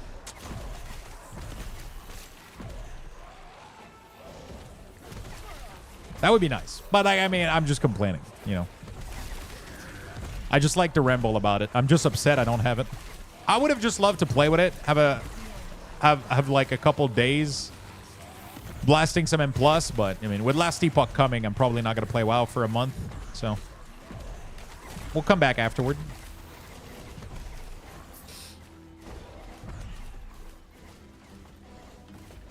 Like pretty much any other patch legendary. I mean, Evoker didn't get to upgrade their Lego. They literally banked it the next fucking day. As soon as the patch hit, you could get a better upgrade than the legendary. But Sylvanas' bow, I think, could be refarmed, I think. So it's like, we don't know. We don't fucking know. It's confusing. We don't fucking know.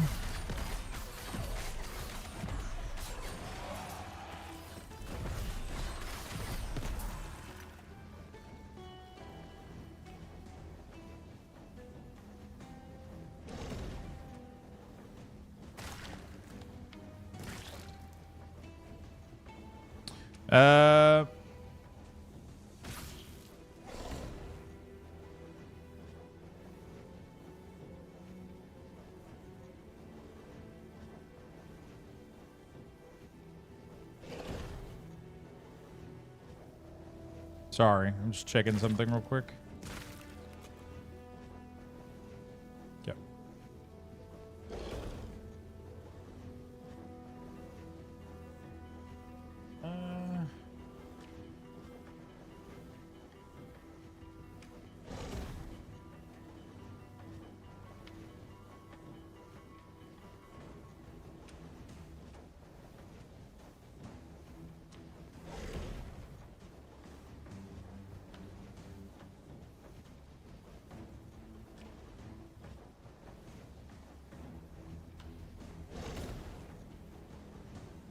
Sorry, somebody's asking me a question.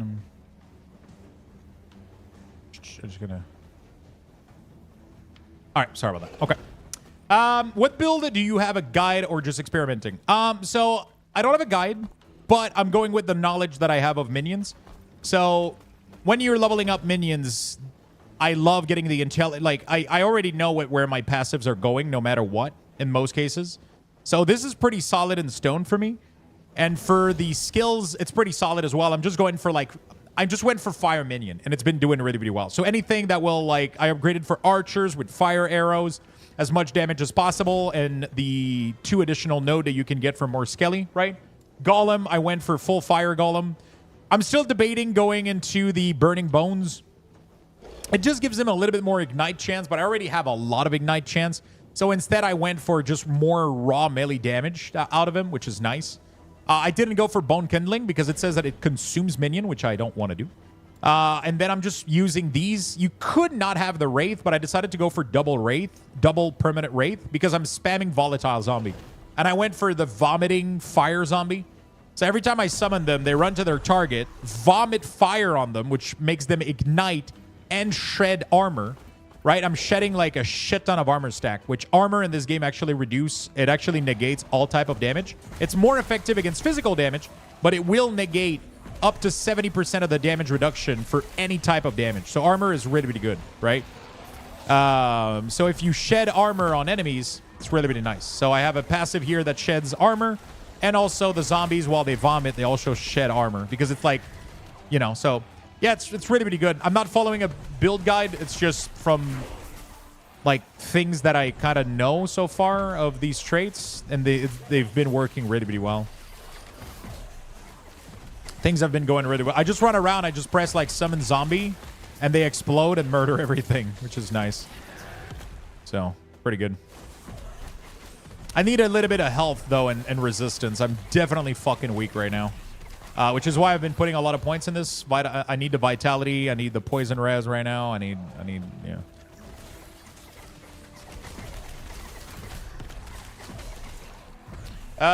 Yeah.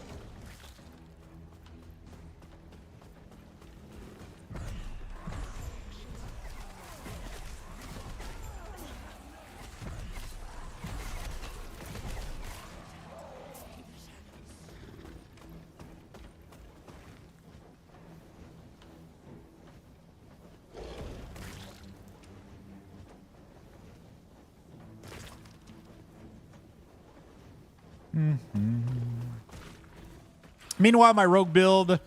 So I have Dancing Strike, so I can trigger Shuriken, but it also has a 10% chance to trigger Shadow Cascade, so I just spam Dancing Strike and hope for proc. Yeah, there's a lot. I mean, for me, it's literally... I have minions, and then I spam zombies, and then they vomit on people, and just... And then just everything just melts. But I'm pretty squishy right now. My gear could use a little bit more defensive, but... I mean, it's my first character on this solo account, so... I have low shard, so I can't craft as much as I want. I don't have as much gold as I want, so... It's normal that I feel a little bit weaker than my previous Necromancer, because my previous Necromancer that I made, I had access to infinite shard, infinite crafting, infinite gold, so I could get, like, anything I wanted and just make myself as tanky as possible, right? Which right now is definitely missing from this guy. Also, my poison res is really, really bad. Yo, Pink! Thank you so much for the 4 months. Welcome back, my friend. Thank you, thank you, thank you. How you doing? There we go. You're welcome. Thank you. Thank you, my friend.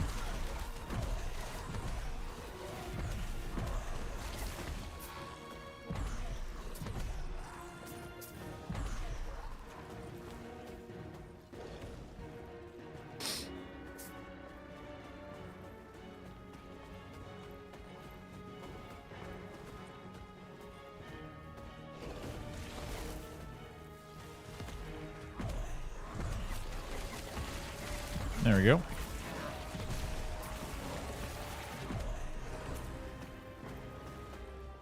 There we go. Been better, but other... Well, did you fall again and break something? I hope not, my friend. Hopefully you're gonna do better soon. What do you think you're doing, my pitiful vessel man? All right. Cycle. I refuse to be your sacrifice. Disgraceful. Rage is unbecoming. No falling? Shit. Okay, good thing. Hopefully everything, hopefully you get better, my good friend.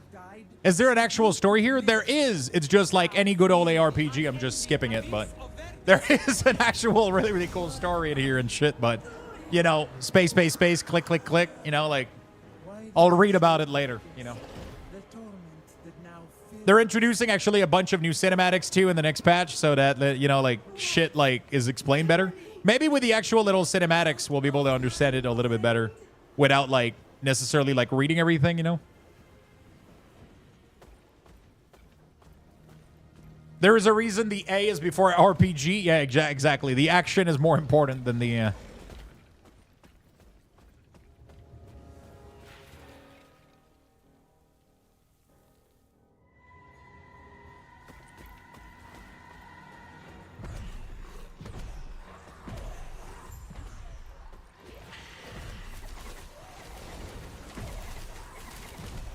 Come on, boys. Melt the fuck out of this boss, because I got shit poison res.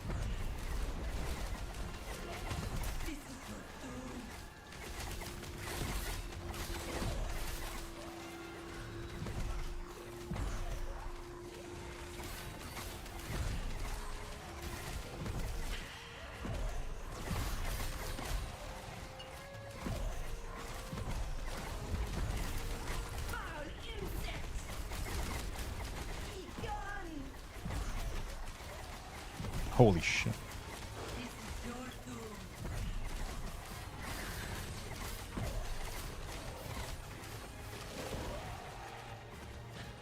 I fucking hate this boss, dude.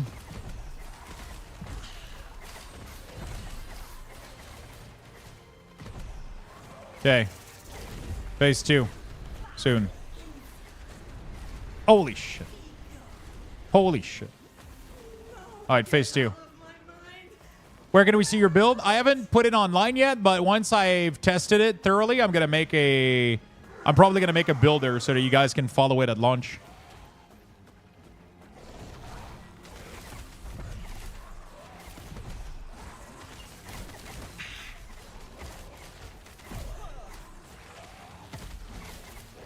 Definitely gonna keep running here.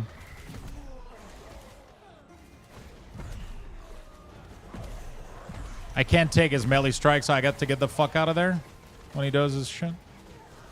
As long as we got like all the oh. Holy shit, fuck. Holy shit, I'm dead. She does way too much damage. I don't have enough armor or physical resistance, it seems. But I mean, she doesn't die, so I can just keep going, but like she does ridiculous amount of physical damage. I miss having the teleporter from my fire mage.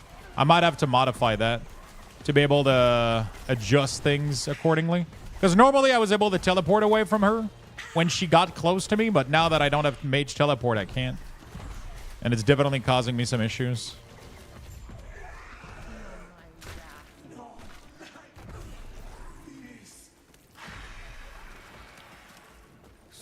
My mom just told me she feels like she's dying because she doesn't have the energy to do anything the second half of the day. She's 77. Wait, how do we explain to her that that's how we all feel too, half the time? As soon as I eat lunch, I could go take a nap for the rest of the day. I don't know. I mean, the fact that she got to 77 without feeling this is very impressive. Because I'm 33. And I'm already dying, apparently.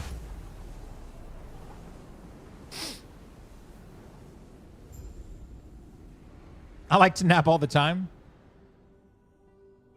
Does that mean I'm not dying since I'm more tired in the beginning of the day? Man, it's crazy. Like once I got my coffee and I woke, like, I mean, it depends what I eat, right? It's I know, like, to me it's very straightforward. I know that.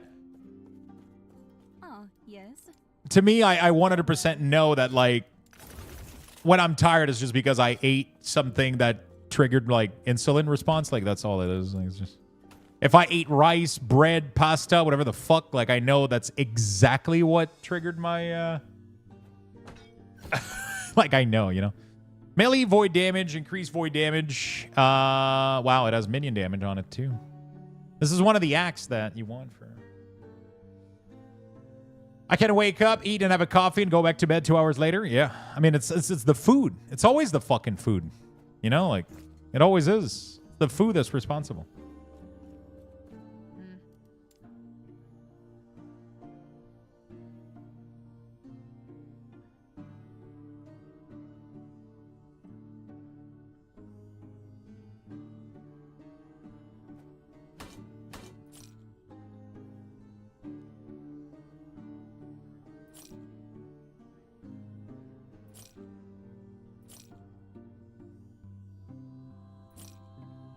Boom.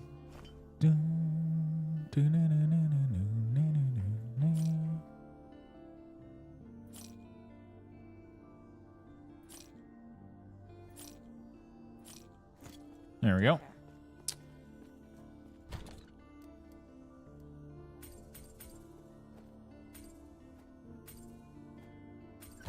Should wait 2 to 3 hours before having coffee, otherwise you interfere with your body production of cortisol, and that wakes you up.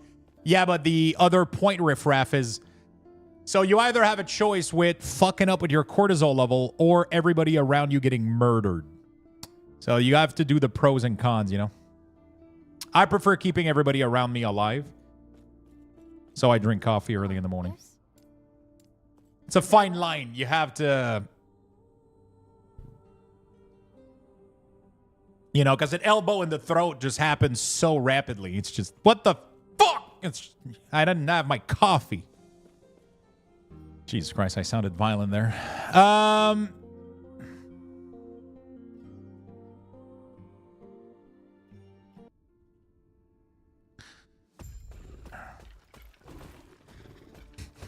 That sounded good. I mean, I know everybody can relate a little bit. You know what I'm saying? I know most of you can relate. I'm kidding. I'm not even that. I don't even need coffee. I just, all right, chat. I'm gonna be right back. I'm gonna go take a quick bathroom break. We're gonna give you guys level 10 Luxbox raffle, and we're gonna be back. Get in there. Get your free Luxboxes. I'm gonna go get the coffee before I murder people. I'm kidding.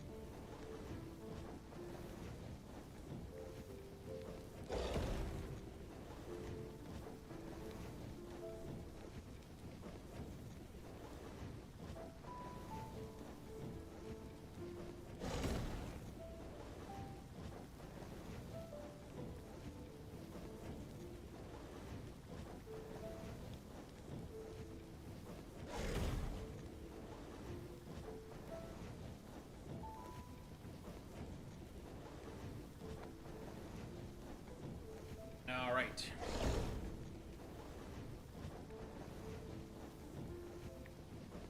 All right, my good friend. We're back.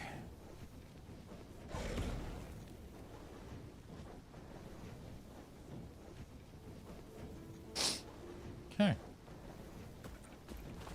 For fuck's sake. Yeah, the slot one is almost impossible to win. That's a tough one to win, my friend. Okay, let's start farming some monolith. What class are you playing in last Epoch? I'm playing a Acolyte, which is my favorite. Acolyte is my favorite. They have access to Necromancer, Warlock, and Lich, which are my 3 favorite archetype as well. So there's a cooldown, Pink. There's a cooldown. But yeah, the slot command is very tough to win. It's like a 1 to 2% chance, but you get a lot of kickback from it. But the gamble command is more 50-50, like a roulette. But you only double your gains. But it's a, you know, yeah, almost 50-50. It's like a roulette. So 49-51, right? And each of them has a little cooldown. Each of them has a little cooldown, like 60 seconds, so that you don't spam it, right?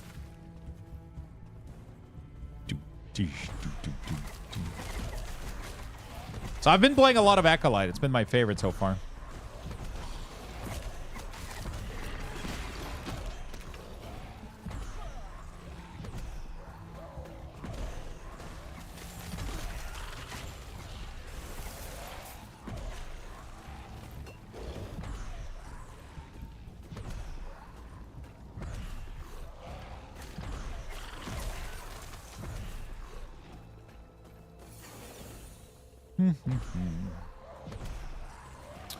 All right. There we go.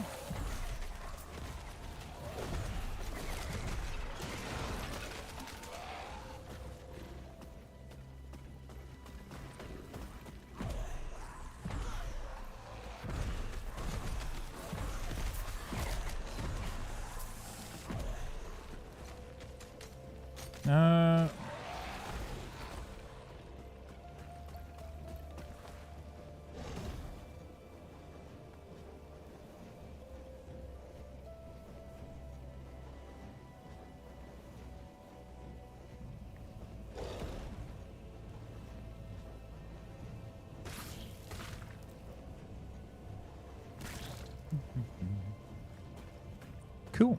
What is everybody up to in the chat, by the way? Are you guys at work right now, playing video games, playing WoW, playing Last Epoch? I would love to know. I would love to know, my friend. Your mom. Great conversation, Landre. So happy that you're part of the community. Your input is invaluable. Playing Last Epoch? Nice. What class have you been playing, Pink? Almost bedtime? Just clocked from work? Nice. Making dinner here shortly? What are you cooking, my friend? Taxes? Oh, fuck. I gotta do mine soon. Don't make me think about taxes.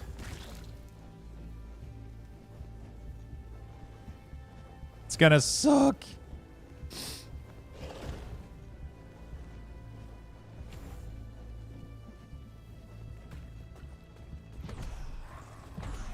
Last Epoch got a release from work a couple of hours ago. Nice. It's 9:30 for you, just chilling? Nice. Feel you, brother? Trying out Marksman build. Nice. Playing D4? Nice. What class have you been playing in D4, Arufid?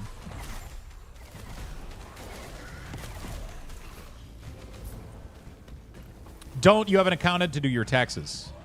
No, I don't have an accountant to do my taxes. My accountant will file everything. They'll do everything. They'll do the end part, but she's not gonna look at all my spending, look at all my earning, and put all of that into an Excel sheet to calculate like how much I earn, how much I spend.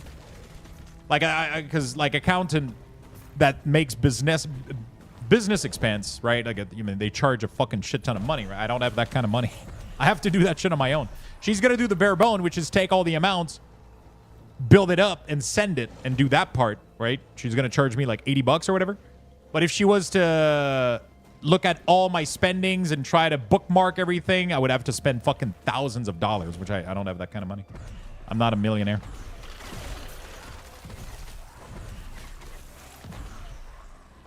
Because there's too many numbers, right? There's too much shit. Also, it's because like I use my personal things to buy my shit, you know, like so it would take so much fucking time. It's crazy. Because I don't have like a business like card, right? So it's not like everything is split up perfectly, right? It's you have to go through all my shit, you know, like because I use the same card that I used to buy as my grocery. It's the same card I used to buy fucking game time giveaway, you know, or Steam gift card, you know. So you know, don't you make an LLC? No, I don't have that. And I don't even know what it is in Canada. Like we don't have a LLC here in Canada. It's something else. But yeah, I'm not set up like that. I just have a personal business thingy where I'm just like a self-employed worker with my own business, but it's not as an LLC setup. Yeah. Yeah. Can't you just make a separate business account? Yeah, sure I could, but you know, whatever. There's definitely different ways you can set this up, but, you know.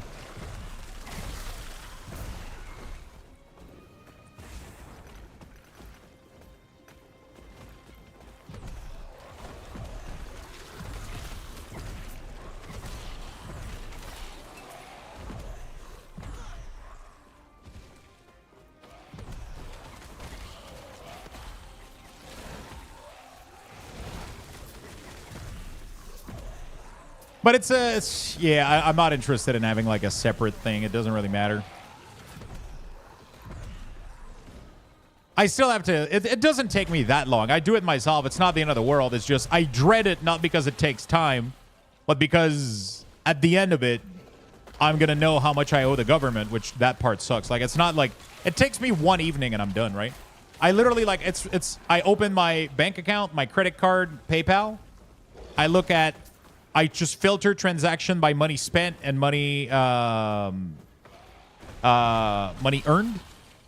And I know what to look for, right? So I know that all my Steam transactions are from the same provider. So I just look for that provider. I search it in the search bar.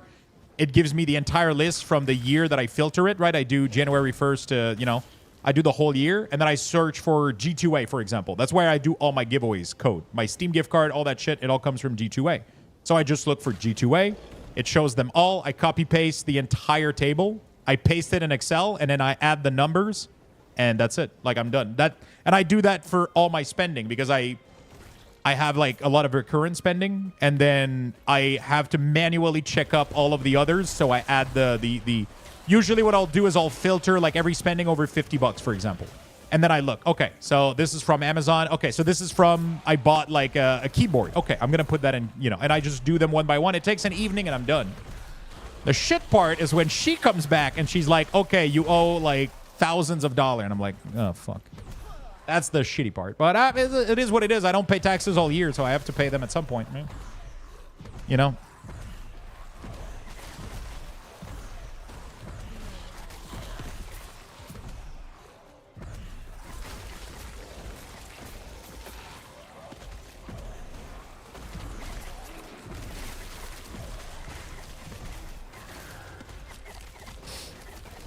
Do you do quarterly? I don't do quarterly.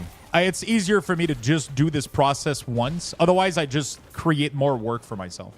Because the way that I do it, the way that I do this process, it's easier for me to search G2A once in PayPal and then copy the entire list of things and put it in Excel once per year than to do that 3 to 4 times per year, right? It's easier to just do the whole process once because I know how to do it and how, like the way that I do it, right? It is what it is. Did you see that yet? Yeah, I actually posted it myself on Twitter. I actually posted it before they did because we found it on Dave's Arbor Twitter. Sorry, Dave's Arbor Instagram.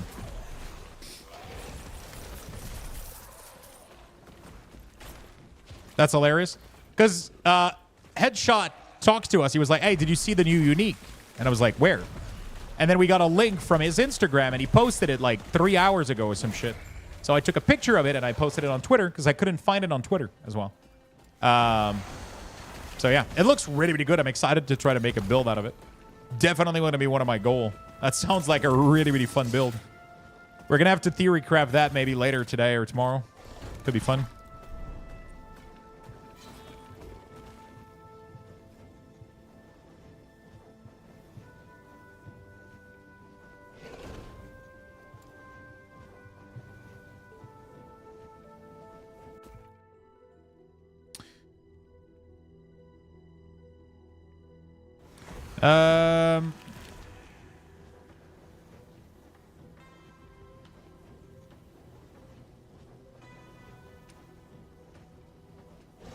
Give me a second, chat.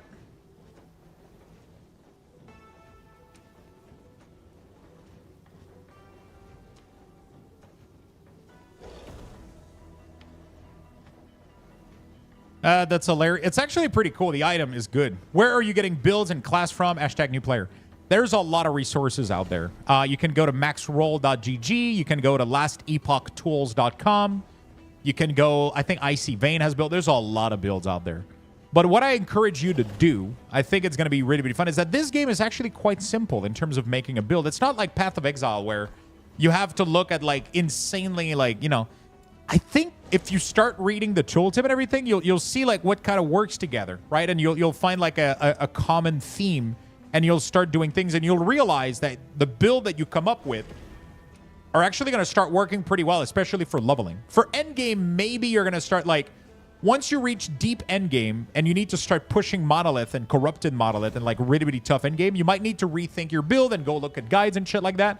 But I think for experiencing the game the first couple times, I would just kind of read the skill and kind of go with it, honestly. Yeah, that's you're going to feel kind of proud of yourself, and you're going to get like this kind of... That's my recommendation. If you like following guide, follow guide, obviously. But this game actually makes it really, really easy for you to come up with things. As long as you have like general knowledge of what kind of stats are really, really good and stuff, like you'll really understand like stuff like really, really simple. Really, really simply. Every time I play a new character, I don't even look at guides online. I just make shit up.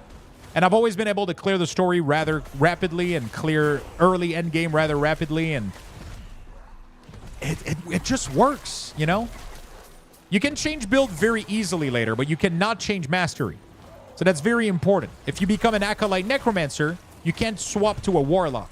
If you're a Blade Dancer, you can't become a Marksman. But it's really easy to change build. If I wanted to change build, here's how I would do it. I would open this window right here. I would click on the spell, respec, de-specialize skills. I would do this for all of them. I would put back all my new skills. They would be under level, okay? So it's going to tell me what it's going to come back to. So right now they're level 17. And the minimum spec is level 7. So if I despecialize all of them and put new spells, they're all going to be level 7 instead of 17. I'm going to be weaker than what I was. But after 1 or 2 Monolith, they're going to gain like 4 or 5 level each, and they'll be back to like 12, 13. A little bit more grind, maybe a little bit more 30-minute, they'll all be back to 17, right? It's not going to take that long for them to all level up, because when they're under level compared to the other one, compared to your maximum, they level really, really fast, right? So it's really, really easy to do. You can despecialize that. You can remove individual points. So I can de-level my skeleton to 16 to remove a point and respec, but then I have to re-level it. I can despecialize the whole skill and completely remove it from there and add another skill up there and give it a whole talent tree, right? I can do that at any point. For the passive tree, all you got to go do is go to your mastery point trainer in the end of time hub, and you ask them to respec, and you can manually re-click every single one of these nodes, and it's going to cost you like 100 gold per point. It's really not that complicated. So yeah, it's actually quite straightforward to respec. It has a little bit of a cost to it, right? So you're not going to be able to respec and be super strong right off the bat. You still need to re-level your skill a little bit, but that's going to take you like 20, 30 minutes to do, right? It's really not that bad. Especially once you're doing Monolith. Monolith gives so much XP that re-leveling your skill is going to take no time. But so there's no penalty like in PoE where you need to find like Orb of Regrets or whatever. There's none of that shit. You can do this as often as you want. You're not going to need like, you know what I'm saying? Like you can respec as long as you want. The only time is every time you respec, you're going to have to re-level your skills, which is going to take you a couple of minutes, 30 minutes maybe, doing Monolith, doing endgame content. You're maybe going to have to scale down the type of content you're doing so that you're not doing the highest shit, right? You're just going to have to go re-level your skills real quick. And it's gonna happen on its own, right? It's gonna be super easy too. So yeah, there's no limit to it. Yeah, you can cheese it too. That's true. You can do that, right?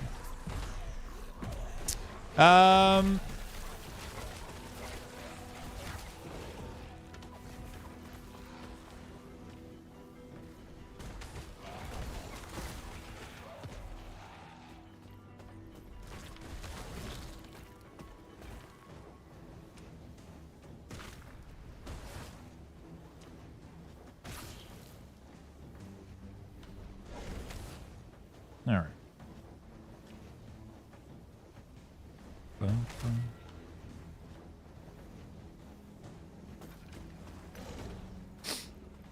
All right, so if you pick Necro for leveling, you can't switch to Warlock. No. So you have to think about it. Becoming a Warlock is the equivalent of becoming a Warlock in World of Warcraft, for example, or becoming a Necromancer in Diablo 4. That's your class. The base class is only like a little pre-choice. You know, it's like once you lock in your mastery, that's your class for that character. That's your class for that character, right? So you have to pick that carefully. Once you choose a mastery, that's not a specialization. It's not a way to branch out. This is your final class choice. And once you click the button to choose the mastery, that character can never go back. If you want to play something else, you have to level something else. Which is why I'm personally going to be leveling multiple classes, right? I'm going to personally be leveling a Warlock, a Necromancer, and a Lich because I want to play all three, right? Back, forgot I had to toss out some shoes. I got more and the closet is full. Yeah. That can be a problem. I think I own 3 pair of shoes. But don't get me started on fucking magic cards and Lego, though. Holy shit. Kind of like Final Fantasy when you start Arcanist and then pick Summoner or Scholar. Not really, because you can be all of them at once in Final Fantasy, right? You know, but because you can pick Summoner and then technically you can go level any other class in FF, right? I mean, you technically have to level them all, but you can be all of them on the same character. In this game, you have to create new characters. So if you want your, you know, if you want to be a Warlock, you have to make a Warlock, and then if you want to make a Necromancer, you have to re-level a character completely. But it doesn't take that long. Like, reaching like 50 takes a couple of hours, right? And this is where you start getting into endgame anyway, so it's like, whatever, you know?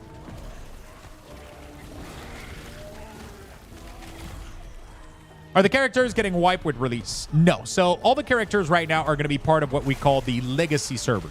So these are the servers that have existed since the dawn of the early access. So 2019, this game has been out in early access, and the legacy server have existed since then. Once the game comes out Wednesday for 1.0, they're going to start what they call cycles, which are seasons or league. These are going to have fresh economy. Nobody's going to have progress. Nobody's going to have item. Leaderboard is going to be completely fresh, right? This is where the fun is, because we're all going to do a fresh starts on cycle servers. Some people are not going to want to do a fresh start, and they're going to keep playing on their legacy characters. But in my personal opinion, that's kind of fucking boring, because you at some point you just stagnate in terms of progression, right? Because there's not really much more you can do at some point, right? These type of game are made to be kind of every couple of months you restart, right? So the fun part is actually like starting a brand new character every couple of months on a cycle server. So they're going to do a cycle. They're going to do a cycle starting with the launch of 1.0, and then there's going to be another cycle at 1.1. In 1.1, all of our cycle character are going to be moved to legacy, and then we're going to start a new cycle, which is the same concept as seasons in Diablo or leagues in PoE, right? So really straightforward. Really straightforward.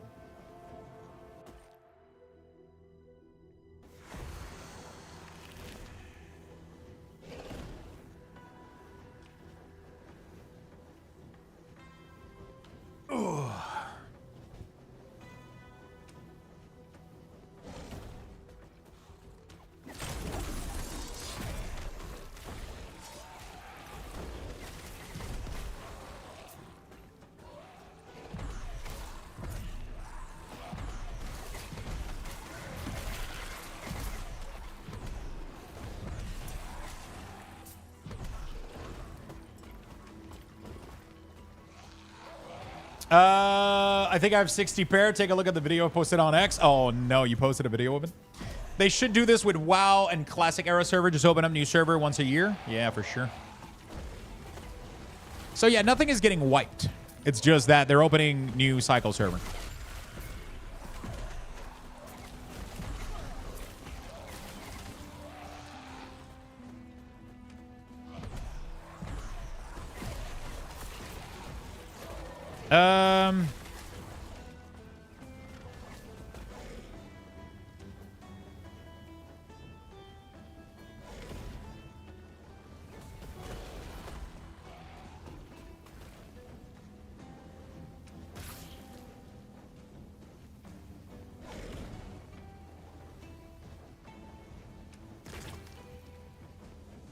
Okay.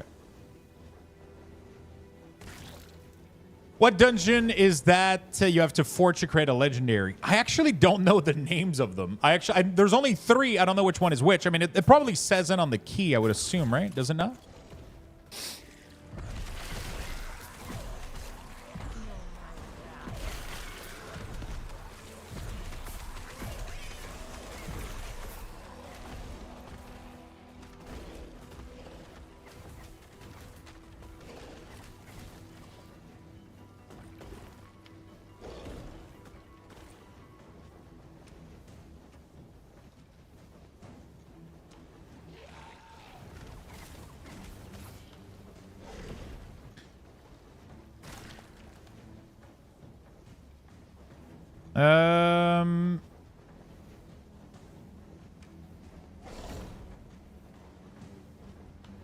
Sorry, chat. Give me a second. Finishing this email real quick.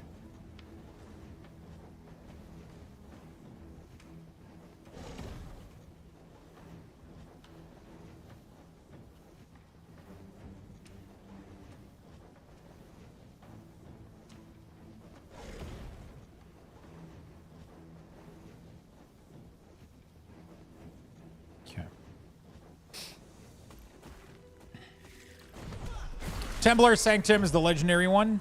Okay, there you go. Thank you. Then I'm gonna drop down to see to 1 WoW char so I can play Ellie.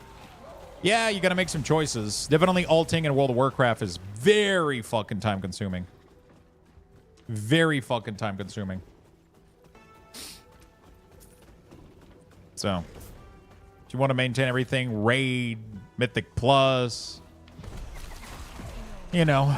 That's why I'm not playing WoW at the moment, because I want to give my full time to this game, right? But I mean, these type of games, they don't last forever, right? Each cycle has a finite amount of time for most people, so this is just like a temporary sacrifice that you make. It's like, okay, well, we're going down in World of Warcraft, or we're playing less WoW, but I get to have a shit ton of fun in this game for $35 for a couple of weeks, maybe a month. And then next season, you just go back and go again and grind again and have a good time, right? And you don't even have to spend more money, which is the crazy part, right?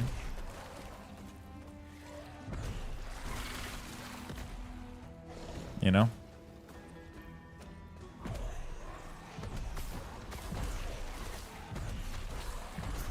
I definitely need some poison resistance here. How do I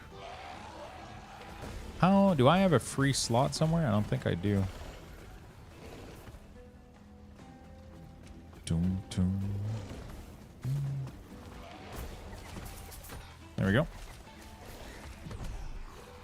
Finally got a unique that is good for my character. It has even legendary potential. Nice. What is it?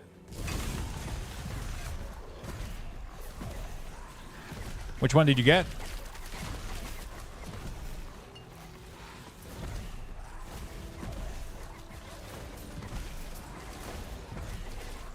Holy shit. Keep moving.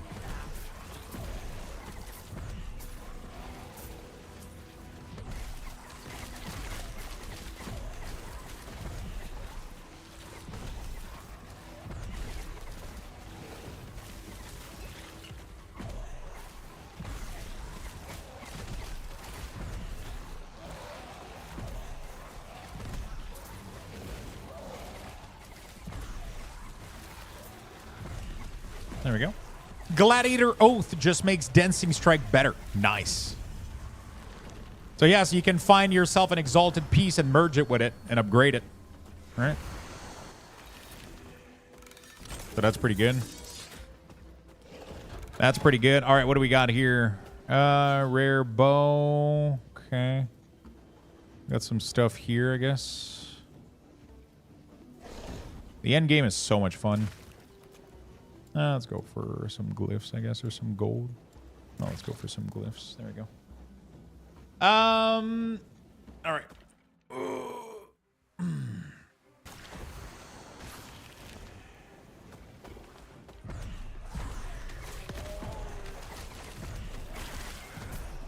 There we go. I've never got a good experimental stats on gear. I think there's like one or two that are pretty okay for some very specific build, but they're so hard to find though.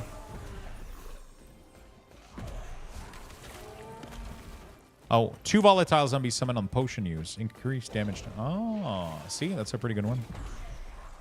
That's a pretty good one. That's pretty interesting. Here we go. Tum ta tum tum ta tum doo doo doo doo doo doo doo.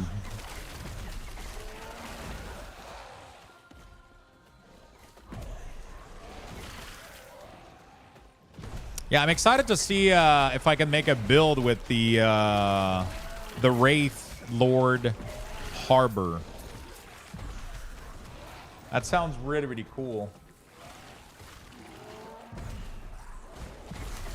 That sounds really, really cool. Like a big Wraith Lord. I wonder if he actually had anything to do with it. I wonder if he made a suggestion for it. That would be... I wonder if he actually made a suggestion for that legendary, or if they just told him like, hey, this is going to be your legendary. Because I know that Ziz probably had something to do with his, because it's clearly something he would do, you know, like Squirrel Helm. That's funny. That's kind of, that sounds like him, you know, like. I'm excited. I'm really excited to see the Wraith Lord, what it looks like. Because we don't know what it looks like. I wonder if they're just going to make like a big Wraith, or if they actually had a unique model for it. If they have a unique model for it, that shit is going to be dope. Because you technically summon, like the hell makes it so that your summon Wraith is no longer summoning Wraith. It summons a big Wraith Lord that on its own in combat will summon Wraith, and then you can do something else with your time. But every time he's at max Wraith, he's going to consume all of your additional minion that aren't Wraith and empowers himself to become like a giga fucking minion. So I would assume you want to have like at least summon skeletons so that you can spam a shit ton of skellies and then have him consume all of them. Which is going to be really fucking interesting.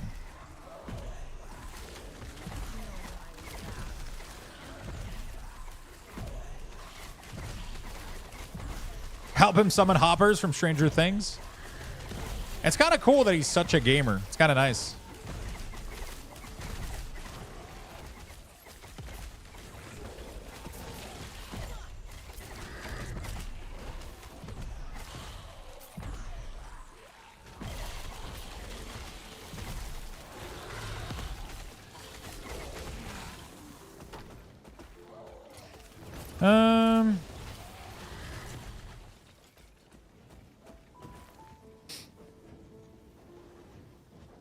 Freeze rate multiplier. All right. I think it is likely that he has his own special model. That would be nice. If it has his own special model, I'm really excited for that helm. Hopefully we'll find out more about it and where it drops from and all that good stuff. Holy sh... That was scary.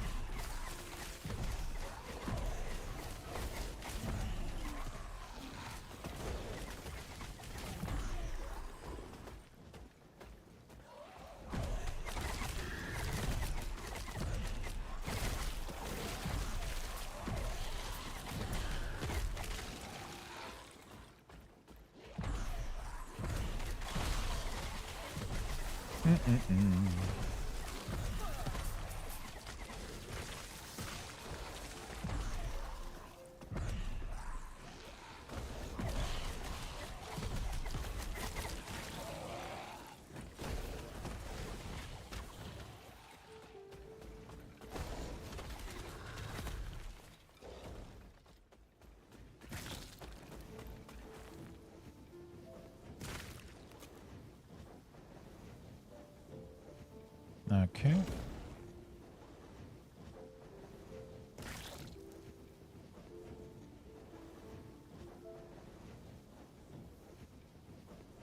All right. There's so many minion uniques. There's so many uniques in general for so many fucking things. It's crazy. Like, there's a lot more unique than people think. Like, I keep finding, like, every day that I've been playing, every single... Like, I've found a lot of duplicates. Don't get me wrong. I found a lot of fucking duplicates. But every day that I've played, I found a new unique that I've never got before. Which is insane. You know? Which is insane. Like 90% of the uniques I've had have been minions. I don't know if there's like exponentially more than everything else. But all right, let's go sell all this shit. Yes. Hello, what's up, Ricky? How you doing, my friend?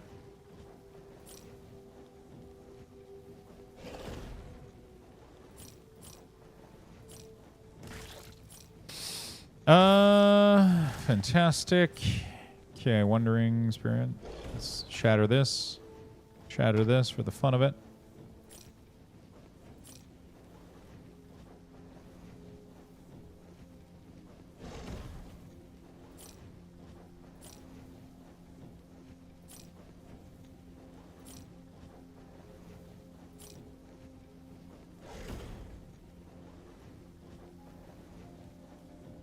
Potion health converted to ward, increase cooldown recovery, void resistance. I'm gonna destroy this. I really need poison resistance somewhere, but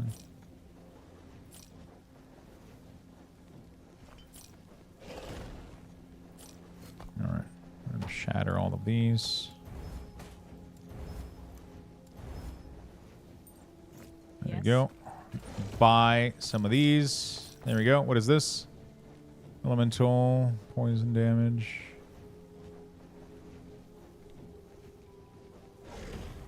Oh. I absolutely don't care about the mana, but I care a lot about the poison resistance on there because I need some badly.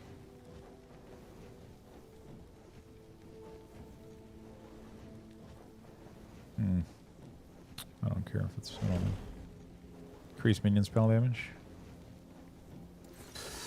I needed to make sure I log in before they start maintenance tomorrow so I can play offline at launch. You can do that from what I understand tomorrow. There's I don't know if it's going to be available though. I don't know.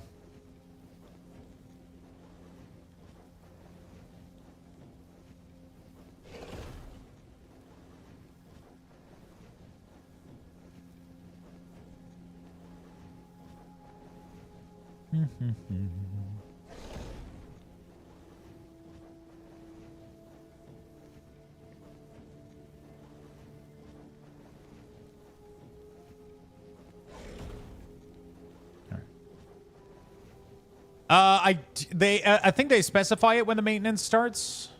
I don't know what day.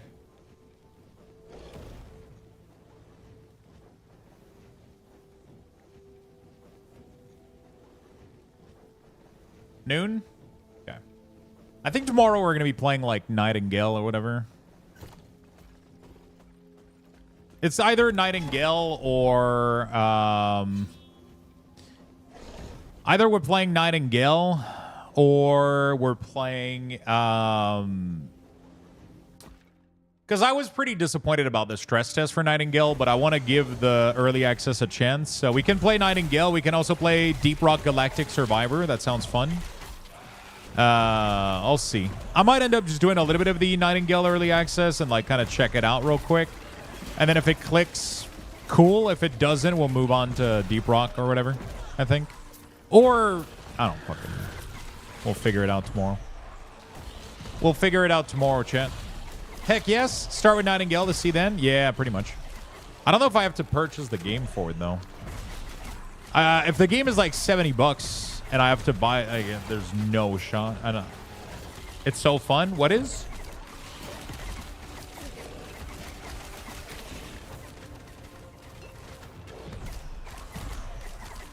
Nightingale? Really? I played the stress test and I was heavily disappointed. It was really, really bad. The UI was clunky. The everything was so clunky. I was not a fan of it at all. Yeah. It throws you into the middle of nowhere with like, I liked it. Really? I was so disappointed by it. It felt like a very, very unfinished game. Like not even early access ready. It felt like an alpha demo or some shit. Like,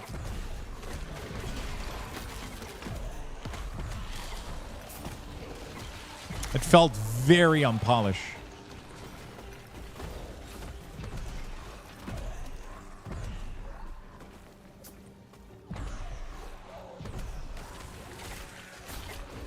I was expecting more, maybe? I don't know. What's up, dudes? Yo, what's up, old motherfucker? People are like, what the fuck did he call him? I mean, his name. Playing Enshrouded? Nice. Enshrouded was really, really good. For the price point, Enshrouded was amazing. I had a really good time. Timbo Slice, thank you for the 27, my friend. Thank you for the big 27. I didn't see the name at first yet. Did Lux just call him old motherfucker? 380 hours? Holy shit, you've been enjoying it more than most.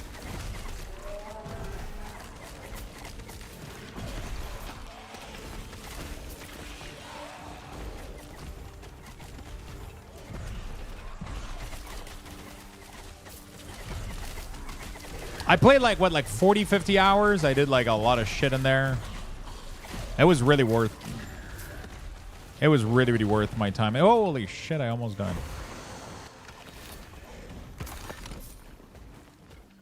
I'm playing an archer build and mage are way OP. Yeah, I was playing mage, dude. Holy shit, mage was fun. Holy shit, mage was fun.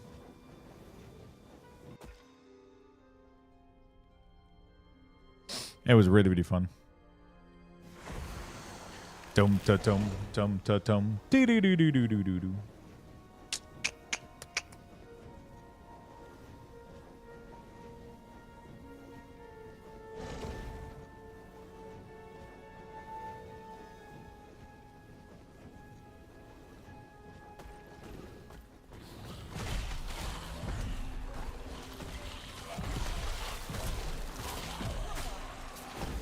Dum dum dum dum dum.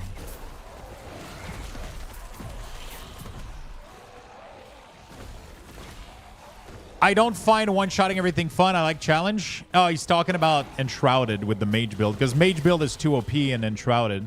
But I wasn't really... I mean, was I one-shotting thing? I don't know. To be fair, though, you only one-shot everything once you go into the end game anyway, which you're done with the game. Before that, you don't one-shot everything. There's definitely a lot of fight that I, like, you know... Like, every fight that I did that was, like, remotely challenging, like, I was far from one-shotting it.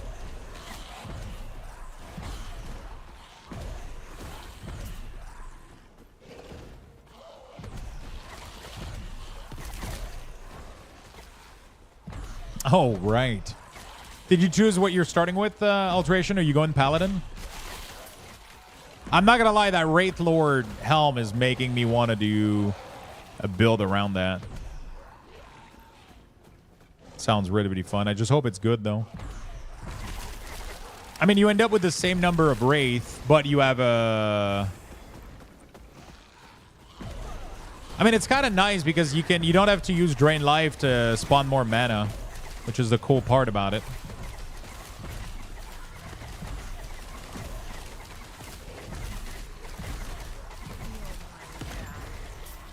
You don't have to play Drain Life, which is good. I made my first... nice. Good stuff, dude.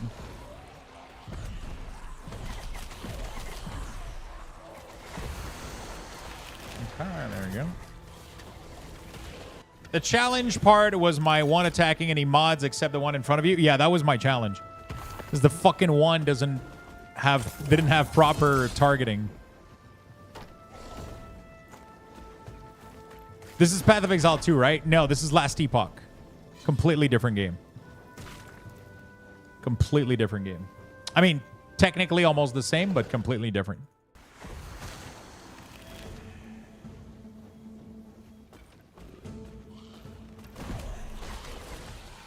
Last Path of Exile 2 is going to be fun too.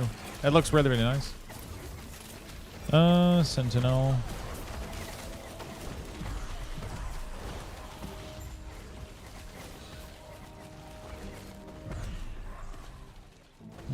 I have to go down there. Okay. Hardcore COF Pal would be my start. The Pally I started last night is still alive. Last Exile 3. I don't really see a point in starting hardcore. It's kind of cool, but I don't know. I see a lot of familiar elements in it. Yeah, I mean, this is just the same way that Path of Exile looked pretty much like Diablo 2. You know, this game also took a lot of inspiration from Diablo and Path of Exile, but they made their own game with their own skill system, and everything is just pretty fucking unique. It's like nothing else before, but I mean, graphically, the UI, the combat, you know, they didn't reinvent the wheels for sure, but mechanically, crafting wise and skill wise, they did do some really nice stuff.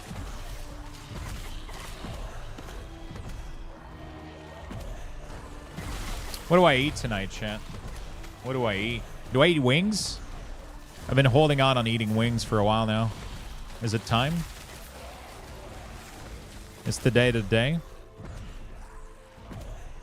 I have some hot wings in the freezer. I could pop them in the air fryer and fucking indulge myself.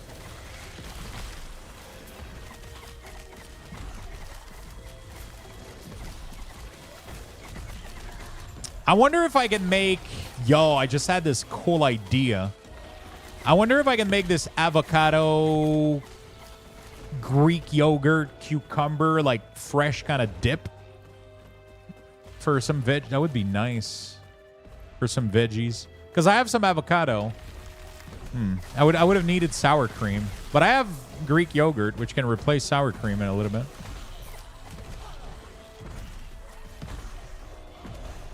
I want to make like a... I don't know. Something nice to go with it.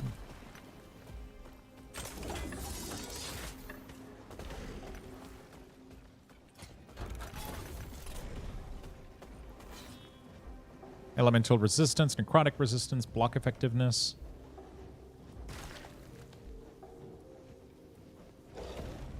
I'm curious.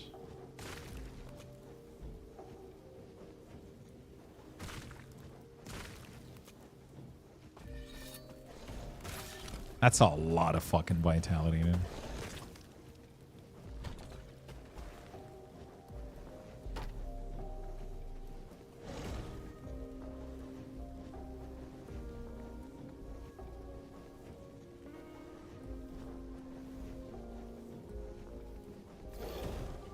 Yes. Yes.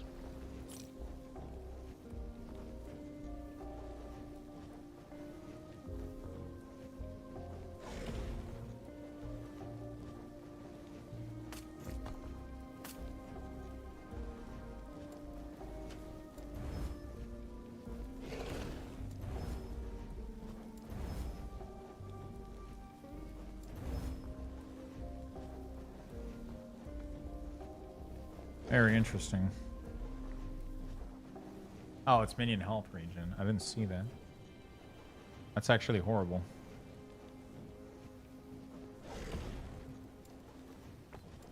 Wings feels like Wednesday, like a Wednesday celebration.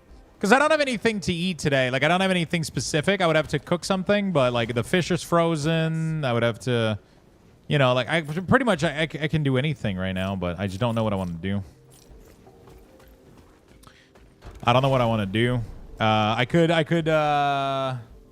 but yeah, wings sounds good though. They've been in the fridge. They've been in the freezer for a while. So I could make carbonara, but I can make 20 million kind of pasta with shit that I got. But your build looks cool. What is your level at the moment? I'm 61 right now.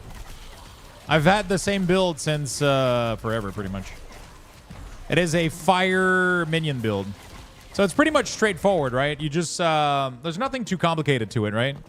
You just pick the archer so that your archers are shooting fire arrows, and then you pick as many wings as many wings. Yeah, I'm hungry. You pick as many skeleton as possible, right? For the golem, you just go for the fire golem. You don't go all the way to the end, then you don't take the burning bones. You just go for extra health armor, and extra, you know, melee damage here is nice. I might pick up, we'll see, nearby minion gain like a little bit of armor, maybe. That could be nice. I could go for spell damage. Could be really, really nice too. Fire mages, just regular fire mages, you know, like nothing complicated. Volatile zombie, they have like the fire breath here. Really nice. And then some wraith here just for the fun of it. But, you know, like, honestly, the wraith aren't even needed. I could probably use something else instead. I just don't know what. I could probably pick up like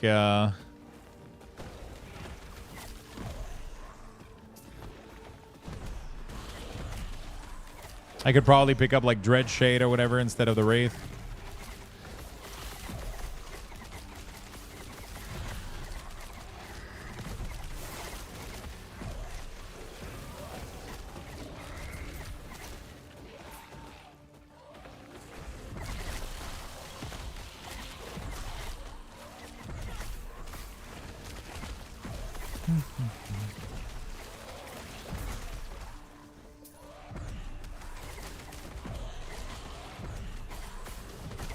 There we go.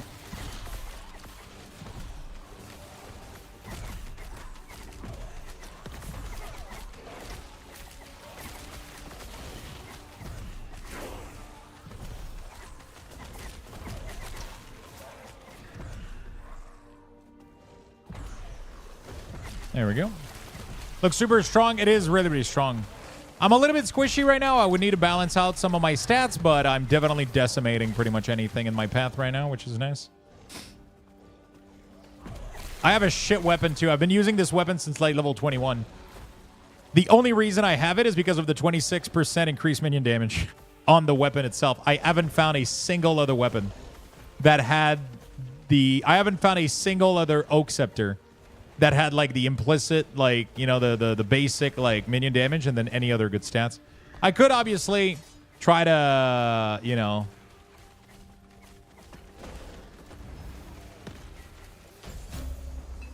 try to change shit up, but it literally doesn't matter. Oh, spell mana cost reduction is nice though. So now my zombie costs less, maybe? I don't know. So yeah, I could definitely improve this build quite a lot if I wanted to. How much gold do I have right now? 142k. So I could, like, I have 142k. I could easily go back to the end of time here and go gamble some shit. Definitely have some overflow of gold. I made way more gold than I thought I did.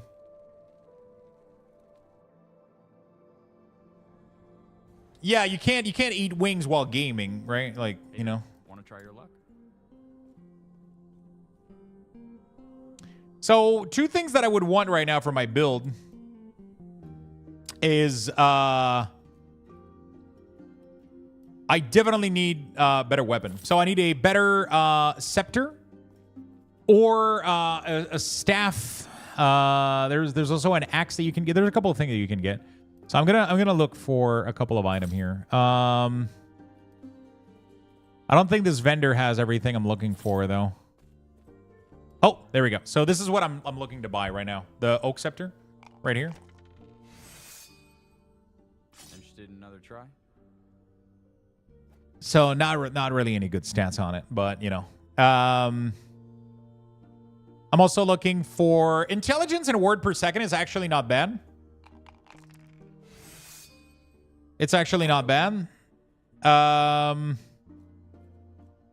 This one I don't care. Spell critical strike I don't care. And spell critical strike chance I don't care as well. Ward per second is not bad. Scepter, like I said, this one is good. So I'm just gonna check these. Necrotic damage, fire res. Don't worry. Nothing on it. So nothing on it is actually pretty good. It just has really, really low forging. It has a 16 forging potential. Is not too bad. I could probably make something okay out of it.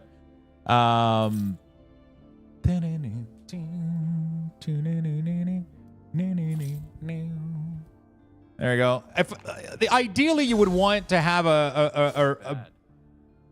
one good stats would have been good, but I'm being extremely unlucky right now. Cast speed is not too bad, but I also don't really give a shit because like I don't have anything that requires casting speed, right? So Not bad. but oh, there we go. So increased minion health is nice because it's already starting me somewhere here, which is quite nice. So that's pretty nice. So we're gonna put it to the side here. Oh no, there was a weapon that could have rolled there.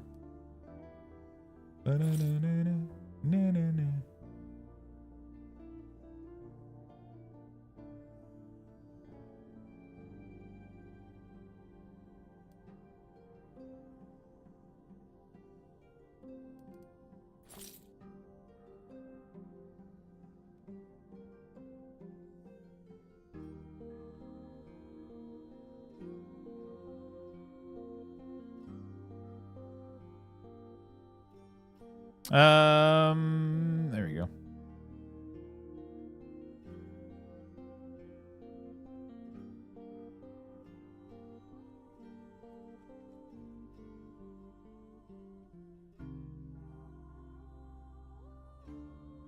Okay. Ideally, I would like. Okay. You could order boneless wing. We're definitely ordering food for the launch of this game. 100%. Treating myself to some. Okay, none of these are good. We're gonna keep rolling real quick. I try to get something decent.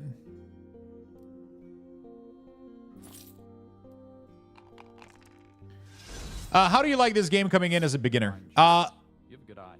This game is insane. I think coming in as a beginner, it's really really fun. It's not too complicated. It's not like PoE or anything like that, right? You're gonna be able to start playing like super easily. I think. From my experience so far, it's been pretty straightforward. Yeah. Another try? Highly recommend it. Highly recommend it. Oh my God. What a fucking...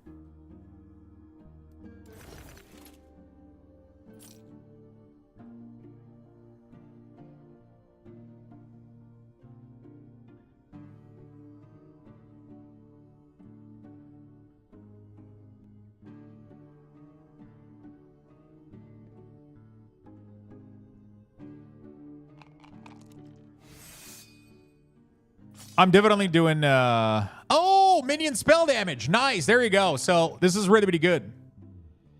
Want to give it another shot? This is actually pretty nice. I mean, it's not like crazy, but it's pretty neat because it's a suffix, which means I can add a full minion damage here. Wait, don't I have that at all?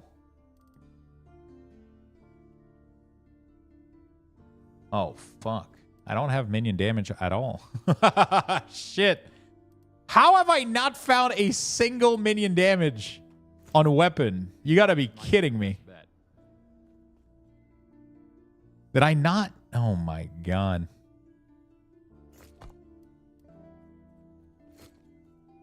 Gold won't save you. But a blade might. Holy shit. Okay, so let's buy like a bunch of staff then. Until we can get a shard that says minion damage and extract it. Want to go again? I'm just gonna buy all this loot. There might be some on the vendor too for pretty cheap because these are 2,000 gold a pop. Let me check the vendor real quick. Not bad. Is there anything that says minion? No. Fuck me.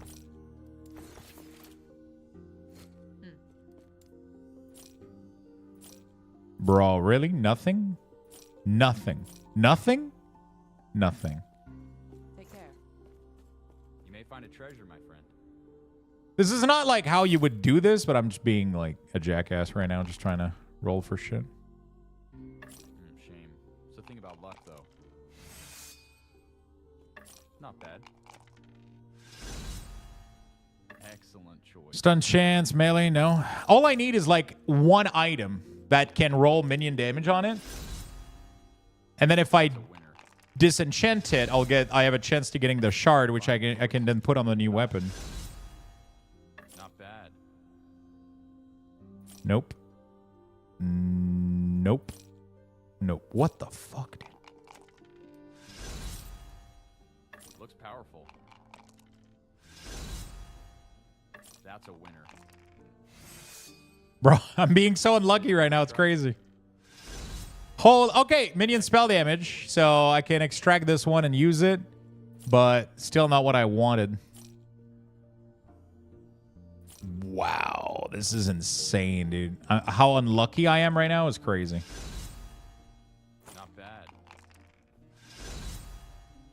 Very unlucky. You have a good eye. That's a winner. Looks powerful. A fine choice. You have a good eye. Increase minion physical damage. I guess I don't really have physical damage minion. Fuck it. Not gonna waste my time. Wow. Holy shit, this is bad. I'm almost out of gold. Hey, Mitchie. How was your day, man? You had a long day at work? That's a winner. That sucks. Bye-bye gold. I mean, I don't care. It's because, I mean, we're starting again. Like, I'm done after today, right?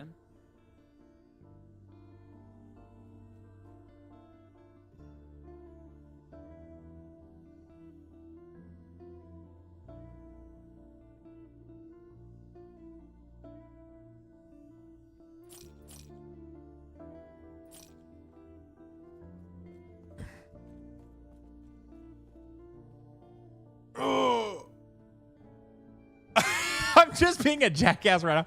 Don't do this on live server, by the way. Like, don't do what I'm doing right now. It's not worth spending like thousands of gold on shit like this, but I'm just trying to... I don't know what I'm trying right now. Like, I'm just trying to see if I can salvage. Because my weapon has been so dog shit. Like, there's no shot I can do better. A fine choice. Better than this, right? It's crazy how I'm not getting any of the minion affix, though. Interested in another try?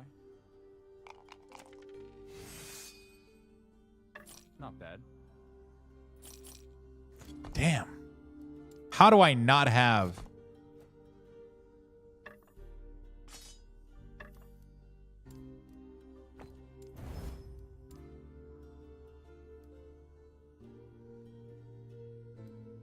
Roll random affix on no prefix item. Oh, you mean, which one is it?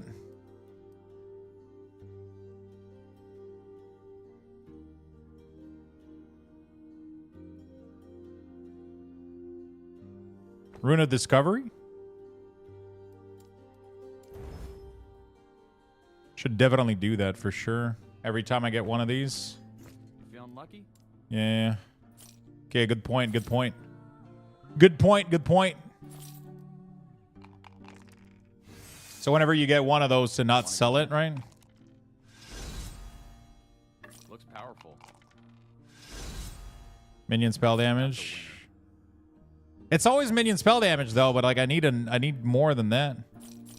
Oh, I can use it on rare items too, right? It doesn't have to be I mean, yeah. It's probably better to use it on normal item. Interested in another try? Okay, I have 20k gold. If I can find this in the next... Maybe it'll help you along the way. I mean, we're done here. Interested in another try? Holy shit! It's not generating any. Bro. Oh no, I think I sold it. You may find a treasure, my friend.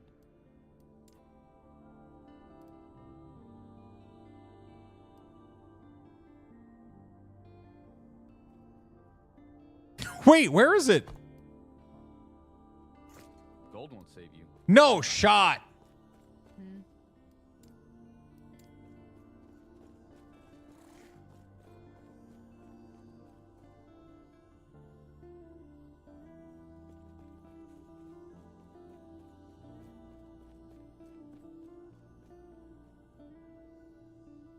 Where is it? It's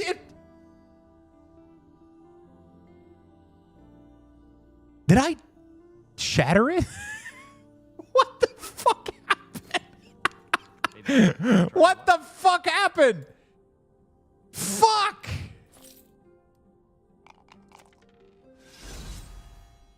Not bad. Oh, come on, dude. We got 18k gold left. I have to hit something now. Anything. Anything decent. Just like... Come on, dude. I got 13k left. A fine choice.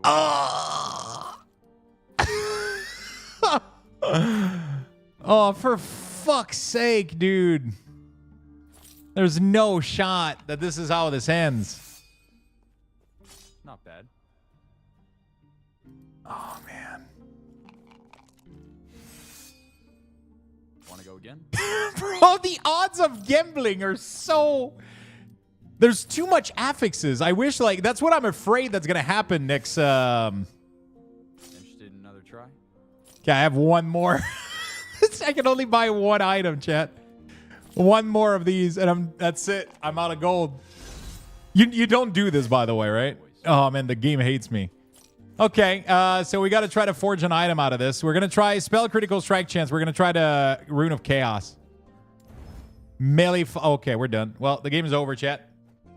I'm kidding. I can just go farm more gold. It doesn't... I don't even need a weapon for this build to work. I didn't have a weapon when I started this. It's just it blows my mind that I literally just went through 150k gold of gambling scepters, and I didn't get a single one of them to proc with damage to minion damage.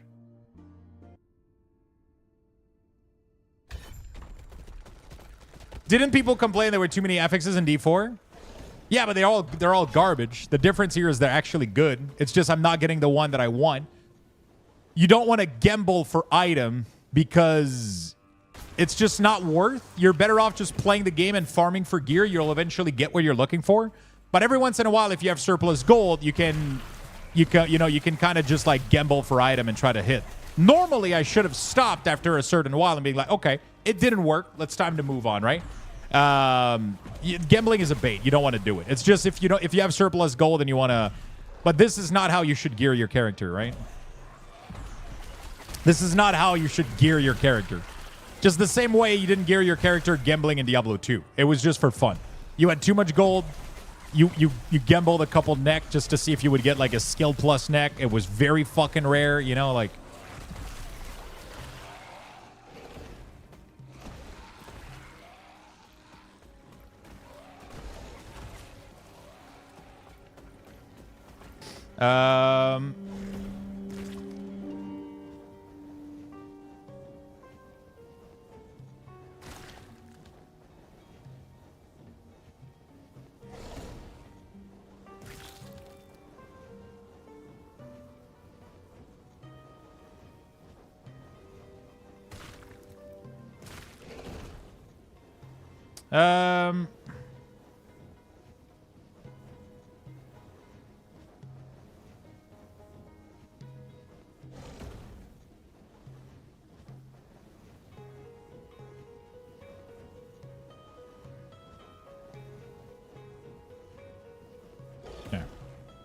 Sorry. The Gambler's a scammer? It is. Don't try to gear your character through that. Definitely don't. But yeah, I mean, I attempted to do so and it backfired, right? Like, so, for example, I haven't found a good staff, right? I've been using like a shitty staff forever because just because like it gives me minion damage baseline, which is the only reason I've been using like something like this, right? But ideally, I would add modifier to something like this. It's just that right now, melee fire damage with like no forging potential, no chance I'm doing anything with that. This could be interesting if I can reforge a damage over time to anything good. Spell critical strike chance. Nope.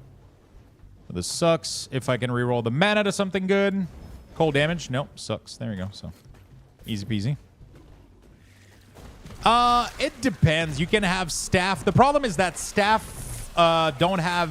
I don't think there's a staff in the game that has minion modifier on it.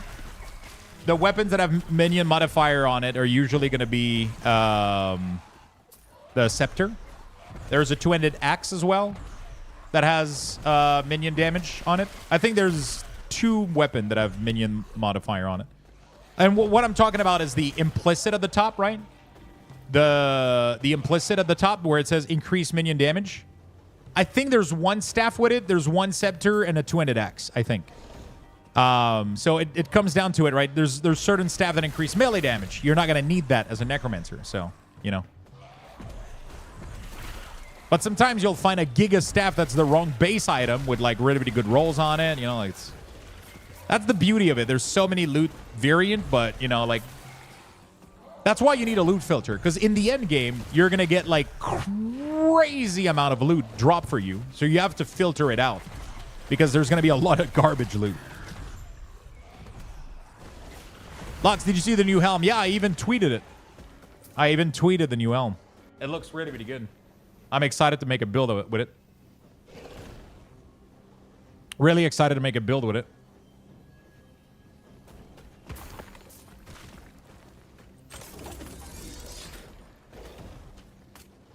Okay. Nice. Holy shit. This would have been good if it was good. +3 to Marrow Shard is kind of fucking nice. If you have a Marrow Shard build with minions, this is an insane fucking helm. Like, if I was doing a Golem... I think it's... Is it Golem with Marrow Shard? No, actually not. I don't think Marrow Shard uses minion. If this would have been, like, any other spell up there that actually has, like, minion damage built in, that would have been, like, an insane fucking helm. Those are so fun to find. Ooh! Increased minion fire damage. So if I shatter this, I could actually make... Nice! So now I can take this, do this, and then I can do minion...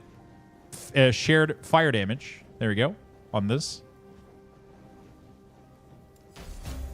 Fantastic. And then we're going to dump a metric shit ton of health on it.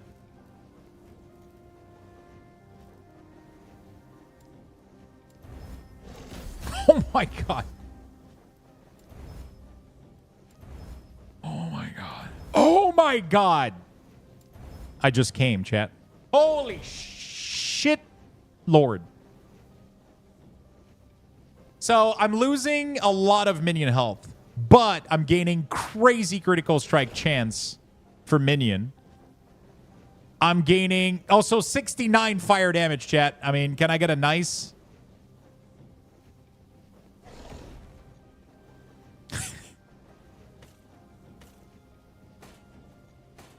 Thank you.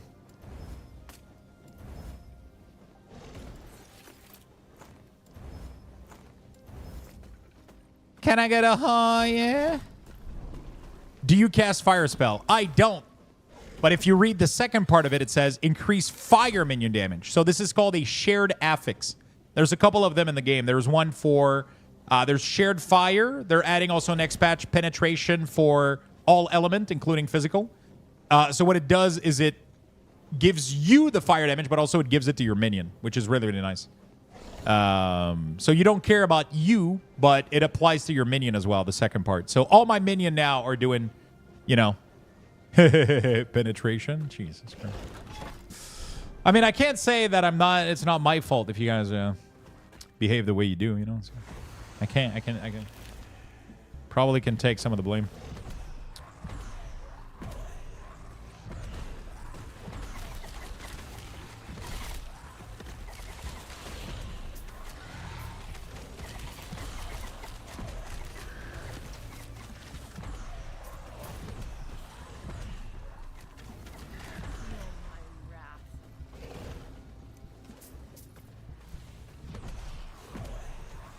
You're an enabler? Yeah, totally. Totally an enabler. I was an upstanding citizen before coming to this channel. By the way, chat, I did do... I don't know if you guys saw, but I moved the last Epoch channel, and I gave it, like, a special love treatment. We have a general chat for last Epoch. We have 3 voice channel as well. For the launch, so you guys can go hang out in there and talk to each other and make groups or whatever if you want. I'm also probably gonna make like an info section and like we'll see. Like a loot section, maybe, so you guys can share your loot. Give me ideas of type of channel you guys would like in there. I think a loot one would be nice so that the general chat doesn't get spammed with loot, but you could have a section where you post your loot. T-Mog channel, builds.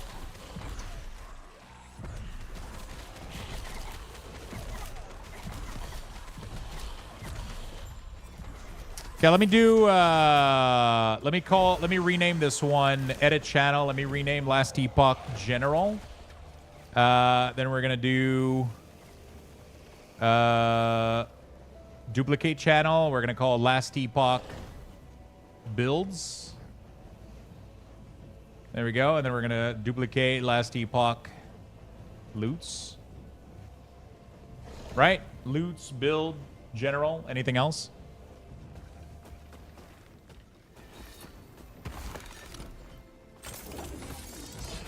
Ooh.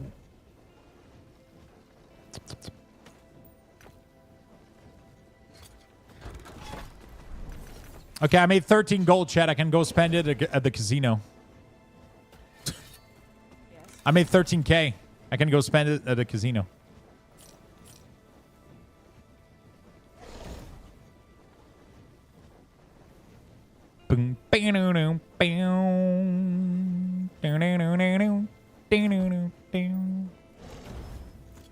Yes.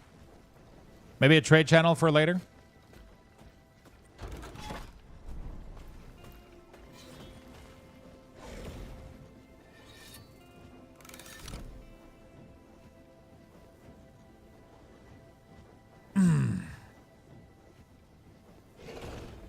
Okay.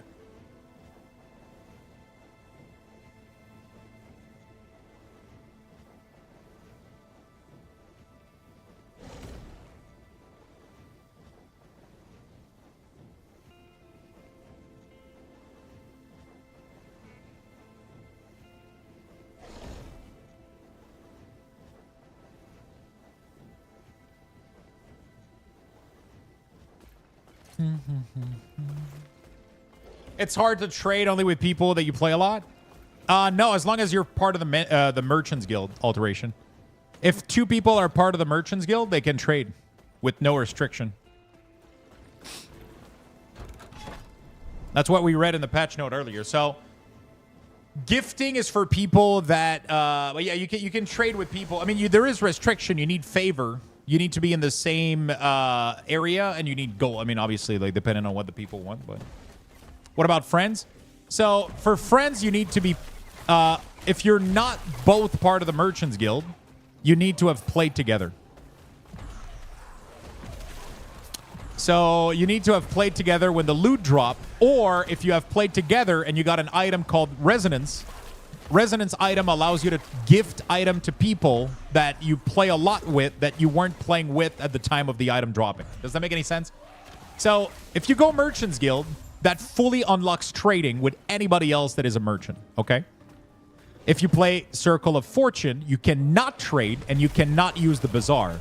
But both factions can use the gift feature. The gift feature is specifically used when you play with somebody, you are in the same game at the same time, a loot drops, and you want to give it to them. Then you use the gift feature, right? You right-click their name, you do gift, and then you have a panel, you put it in here, you're done, right? It gives it to them. But if you play a lot with somebody,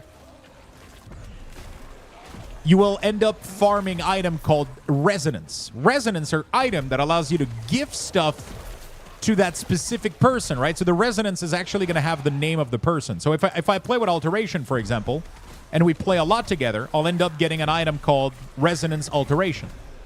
Then, if we end up not playing together because Alteration has to go or I have to go, as an example, if I drop something that I know Alteration would want, I can gift it to him using one of my Resonance, right? So the more you play with somebody, the more you can end up freely trading shit. If you're both merchant, though, you can also just trade shit as traders. But every trade that you do, every auction house that you make requires favor. To have favor, you need to play the game and farm favor. So it's like trading isn't free. It's not something you can just do. There's a cost to it.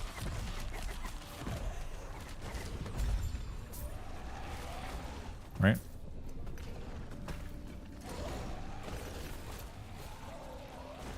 Hopefully what I'm saying makes sense.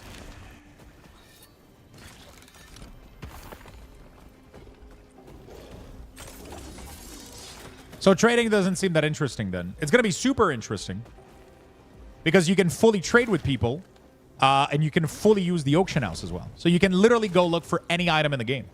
You can go to the merchant city, trade with anybody that you can find on forum, Discord, online, or your friend, or you can actually have access to the bazaar, which is literally an auction house where everybody can dump as many items as they want on there. If you decide to purchase it, you have to pay the gold price that they ask for and a certain number of favor. The favor are going to be farmed by playing the game, right? So this allows you to specifically hunt for item that you specifically need. That can be really, really powerful. That can be extremely powerful, right?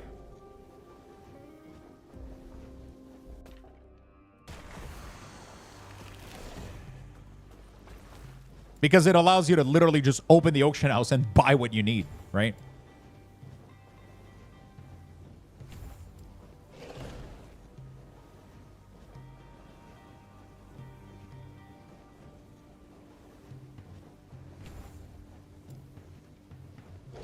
Do you keep the levels and everything you gain now for Wednesday? Yes and no. If I was to keep playing the legacy server, my characters aren't going anywhere. I'm going to keep everything that I'm doing here, and I can keep playing on the legacy server.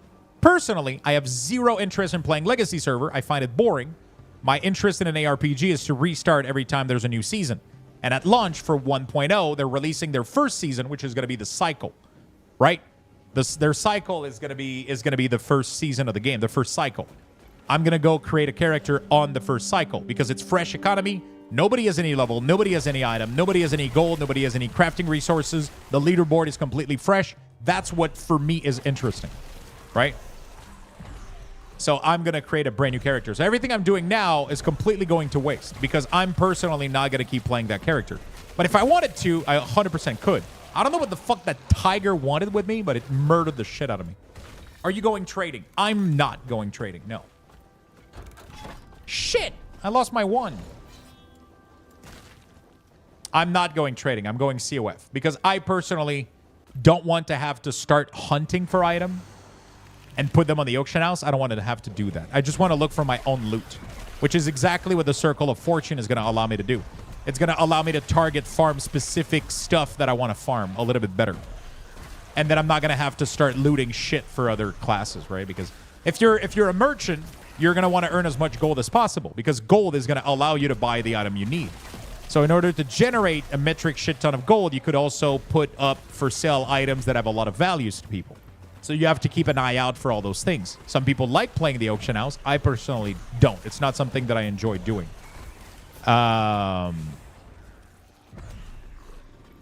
Yeah, we looked into it today, Alteration, because the patch note came out, and there's a full description in the patch note of how the Merchant and Circle of Fortune system works. And that's what I read from it. So that's what I understood from it.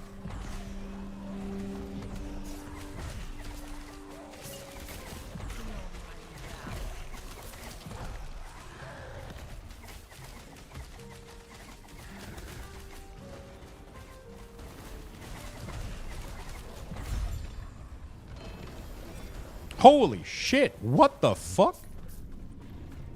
So, what the fuck?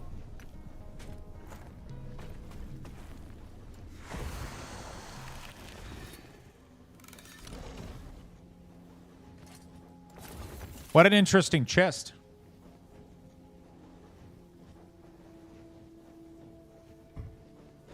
That's the squirrel bleed chest? Oh, that makes sense.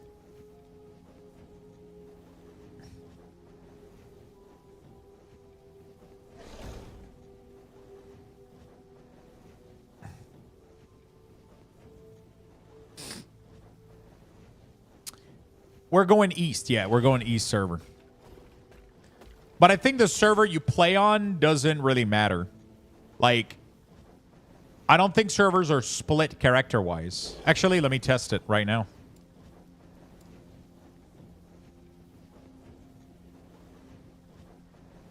If I change location, I'm pretty sure I have access to all my characters.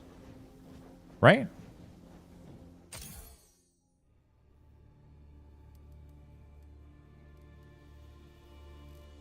Maybe I'm crazy, though. Do I have to reboot the game?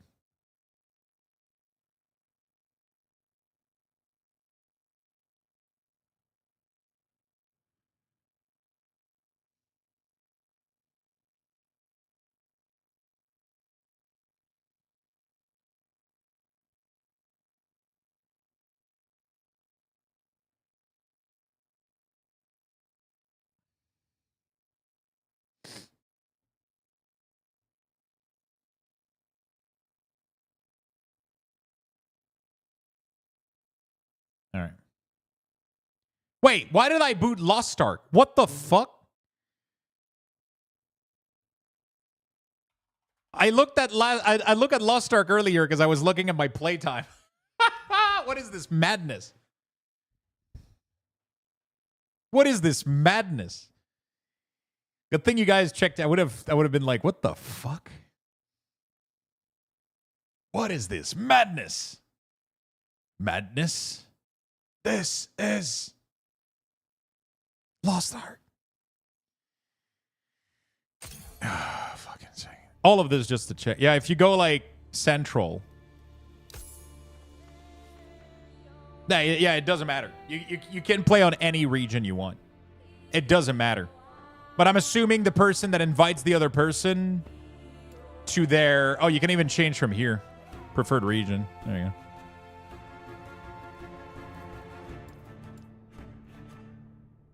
You can also change it in game too. Interesting.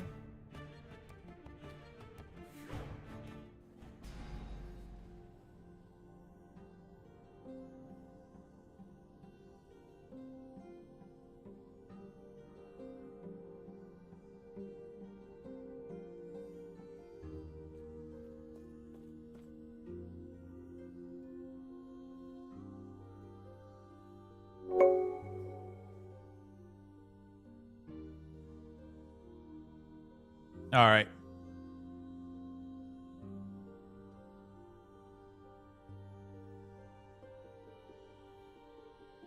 Evade, thank you for the Prime, my good friend. Thank you for the 8 months. You cannot customize your character, no. This is like Diablo 2 Path of Exile. There's no character customization.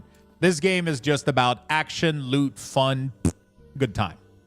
It doesn't fuck around with everything else right now. They didn't have the budget to duplicate every fucking armor model, voice action line, and all that shit. They decided to put their budget on something else, which I'm pretty fucking happy about, I'll be honest.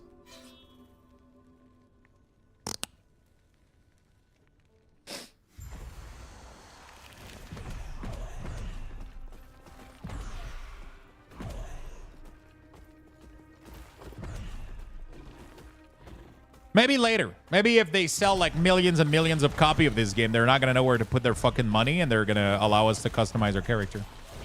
Because this is not an MMORPG, right? It's a classic ARPG. I think pretty much the only ARPG out there that allows you to customize your character is like D4, right? But D4 doesn't have everything else that makes the game fun. Oh, okay. I'm sorry. I'm being witty here. I know some people enjoy it. I just... Ugh. God damn it. I'm still upset. It still hurts. It hurts, man. It's like... Why, Lux? Why? I don't know.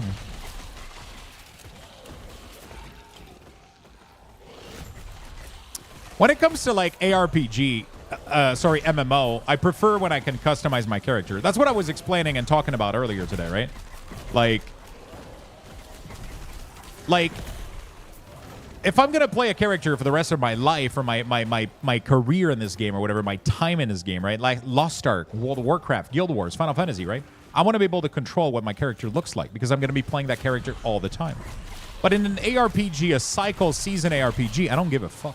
Because I delete that character every 3 months to make a new one, right? Like, it doesn't matter. I don't want to say I told you so about D4, but the problem is there was no way to know. I mean, like, you know, like, it's salvageable, though, so I'm still optimistic. I'm still optimistic, you know? I think it's salvageable.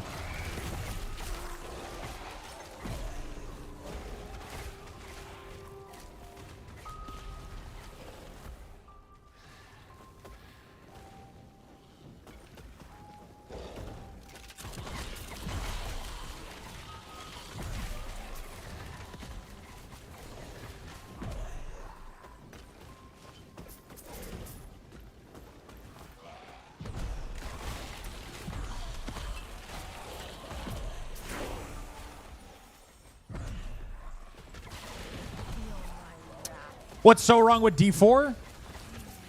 Where do I start? The lack of crafting. The zero crafting in the game. Zero crafting. The lack of loot filter. The lack of proper itemization. The lack of proper endgame. The lack of proper build customization and diversity. I can keep going.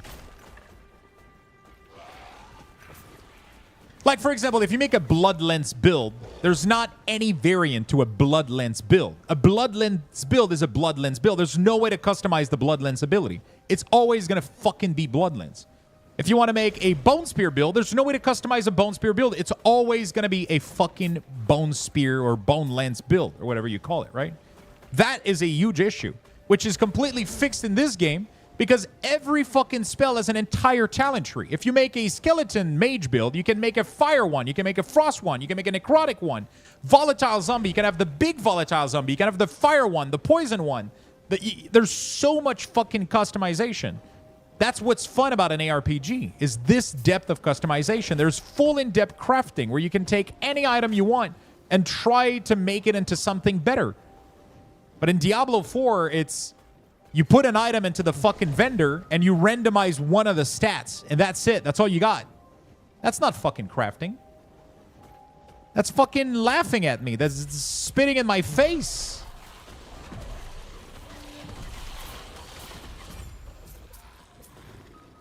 The fact that I cannot do all of those. There's not even a fucking leaderboard in the game. It's like infuriating. All the things that they did in Diablo 3, they took them all out. Another bad example is like that vendor that allows you to roll one item. In Diablo 3, you used to have a list of all the other possible item that it could roll into. They did not even implement it at launch for D4. People had to complain about it. Then Blizzard went, oh, okay, we're going to add it back. That in itself is so fucking infuriating. It triggers me. It fucking like, holy shit. But like, you know what? I'm still going to play D4 if they launch like a good season and they end up releasing the loot filter, the proper itemization. If they end up just releasing everything we asked for, Diablo 4 could be a fantastic fucking game, you know? Like, what's infuriating is you get all of what I just listed, all of the things that are missing there that you would expect from a normal ARPG, right? All of those things are not there, and yet it is the priciest and has the most monetization of any ARPG out there. It charges you a premium $70 price for the game. It charges you another $70 for every expansion every year it's going to release, on top of a $15 battle pass on top of cosmetic. It's insane. And then you have a game like this that implements every element that people have been asking for ARPG, and dumps it all out all at release, including the leaderboard system, end game, loot filter, everything for $35. So yeah, I have a little bit of build-up of frustration. But I don't want to focus on that. I just wanted to briefly go over it, because I know some people like D4, and it sucks hearing somebody bash your favorite game, you know? I'm not even bashing it. I'm just explaining why I'm upset about it, right? You know? It's like, hey, Lux, why do you not enjoy when somebody punched you in the dick? I'm like, it hurts. And then you go like, I hate when Lux complain about being punched in the dick. You know, it's like, it's just, it fucking sucks.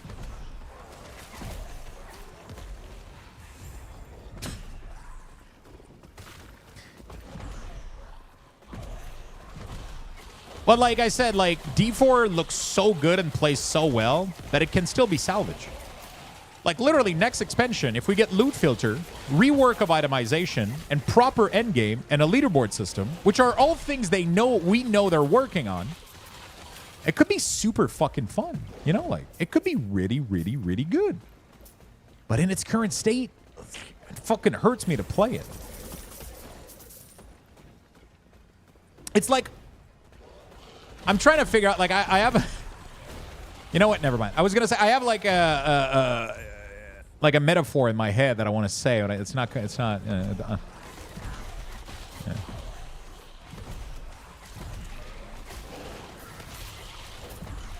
I love making stupid metaphor.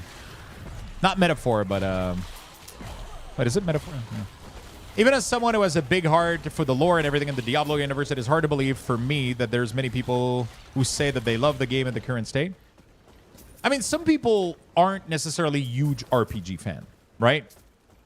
Like, they're just Diablo fan, and they love, like, they log on Diablo.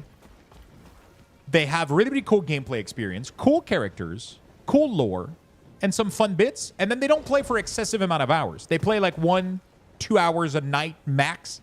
I can see for those people how Diablo can be really, really fun because it offers you a very simple jump in, blast some monster, log off, go do whatever the fuck else you're doing. But if you're a hardcore ARPG gamer that will dump 4 or 5 hours back to back to back on an ARPG, that's where Diablo 4 shows its flaws really, really rapidly. But if you think about it from a casual gamer standpoint, somebody that works a full-time job, has other hobbies or other things or other games they like to play, and they just hop on Diablo for a couple of minutes or an hour per day, it's a fucking great game, right? So that's where the big discrepancy, right? Wait, how do you fucking say that word? Anyway, English is complicated, chat. I'm tired, okay? That's where it shows, I think. It's because we don't have the same goals for games. We don't have the same goals for games, right? So I can understand how discrepancy. Thank you. We don't have the same goals for games, so we don't all know what, like, we don't all have the same, like, you know, things in mind, right? So it is what it is. It is what it is, you know? So, like, I understand why some people are like, but I like Diablo, Lux. And I get you. I get it. I totally, yeah. I feel you. I understand why you like it. I liked it for a while, too. I just got frustrated with it after a while, right? But initially, I was enjoying it a lot. But it's just after a lot of time, it's just that I ended up spending that, like a casual gamer is like that has been playing Diablo 30 minutes to an hour every single day since launch, still hasn't played as much Diablo 4 than I did, right? Because I played so fucking much of it, right? So I was able to see the flaw faster, and it did, you know. You know what I'm saying, right? So that's like one of the big, we don't put the same amount of time in these type of game, right? And so it's not all equal. It's not all equal and fair, you know? Yeah, sure.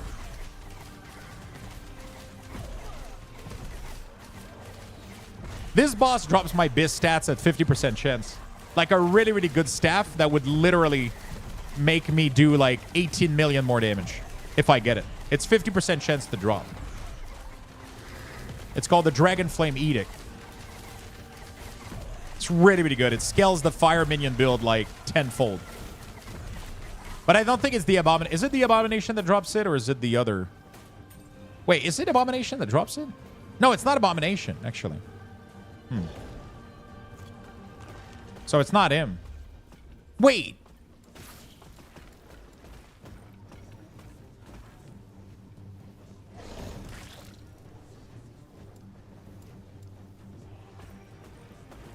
Yeah, it's from Reign of Dragon, I think, right? Oh, those are good. It's the same room. I didn't know the room and the boss was the same on the two of them. Dude, do I want more glyph or more runes? Or more gold? That's so interesting.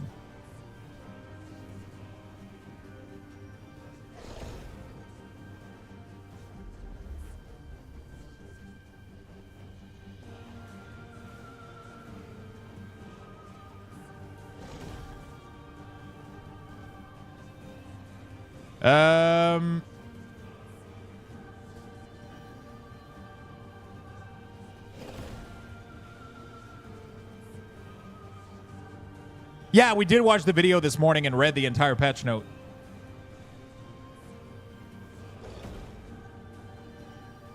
There we go.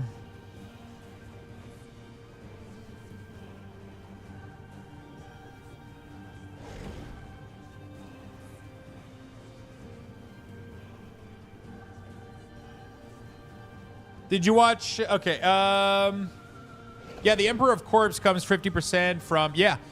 I take the rune personally. I mean, none of this shit matters for tomorrow anyway.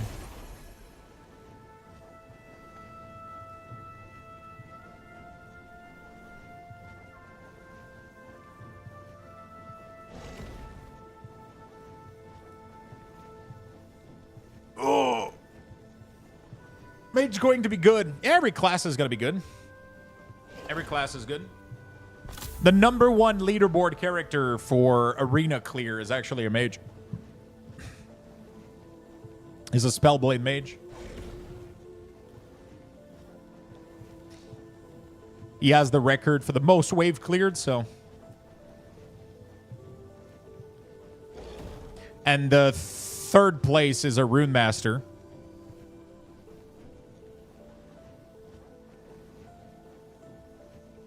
Solo is a Lich, a Druid, and a Druid. We have some Paladin, Shaman, Void Knight, Marksman, Forge Guard, Shaman, Druid, Paladin, Void Knight, Rune Master, Marksman, Necromancer, Lich. It's pretty varied. Not a lot of Mage in Solo, though. Oh, some Rune Master. Actually, quite a lot of Rune Master, actually. There's a ton of variety. It's crazy.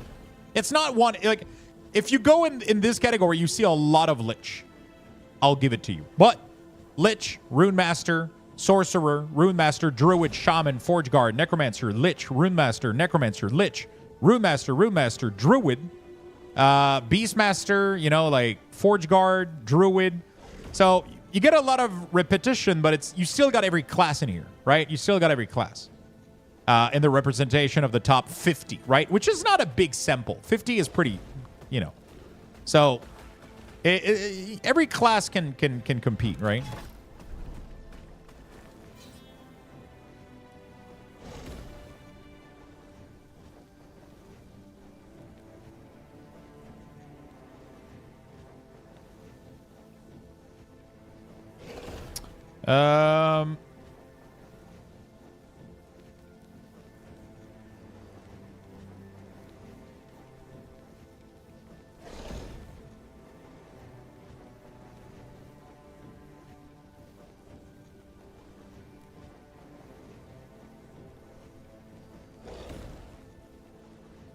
Right now, I really like Void Knight. How many Liches there was? A lot. A lot of Lich.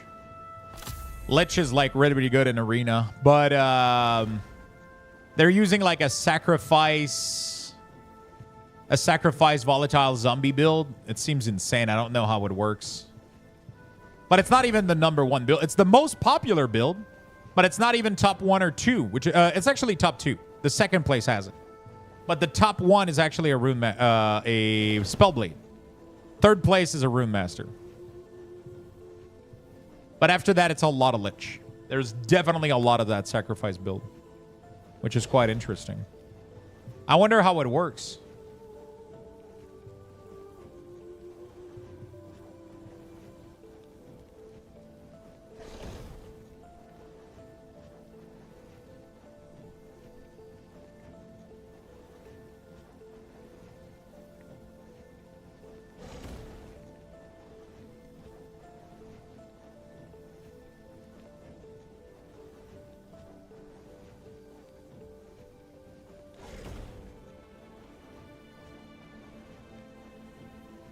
Very interesting. I like the amount of variety. It's nice.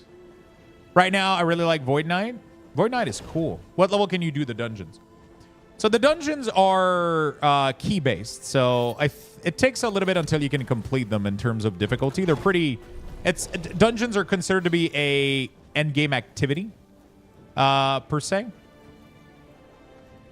Dungeons are considered to be an endgame activity, per se. So, you know...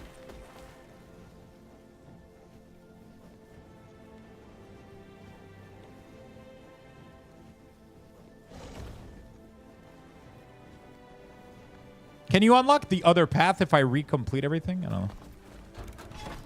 The next thing is 66. It's a little bit too high. I should have done the other one. Stolen thing. It's fine, though.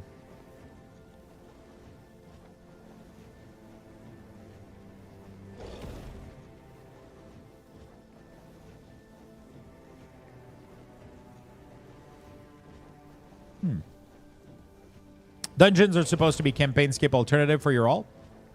I mean, yes and no. That's not their main purpose. It's actually like kind of a second-ish purpose, I guess. Even a campaign skip for your alt. Even if you give yourself like full, like at level 1, like you can't, you know, not really. It's like, you know, that part is a little bit sketchy still. I'm curious how they're gonna. Because even if you give yourself full twin gear,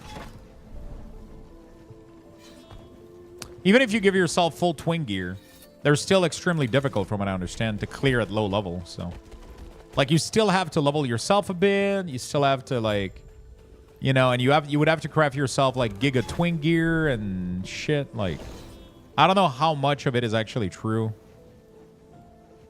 That it's like actually like, you know.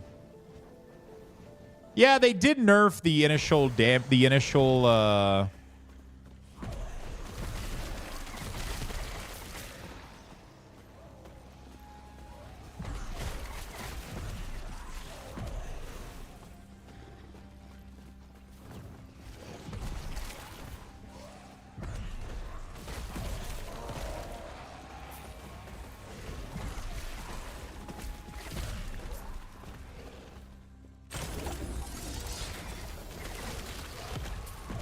All right.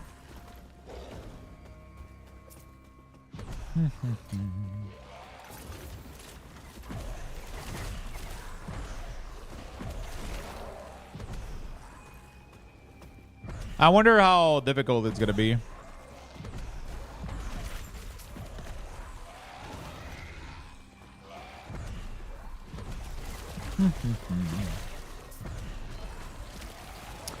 I wonder how difficult it's going to end up being. It would be nice if it ends up being a cool campaign skip, then that would be great. Like, obviously, like, the ideal goal here is that I would get to, you know, like, I get to really high level, like 90 on my Necromancer. And then in my bank with uniques, I have a shit ton of low-level uniques with maybe, like, a couple of legendary potential on them.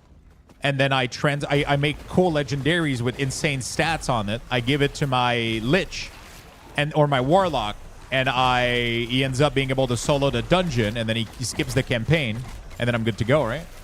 If that's the intent of it, then that would, like, if that's the functionality, that would be fucking insane. That would be really, really cool. I can get behind that. You know, I can get behind that.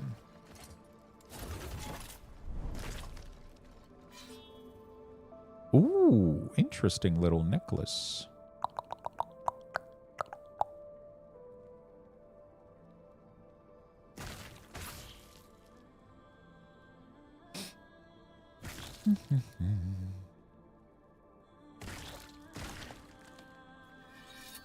All right.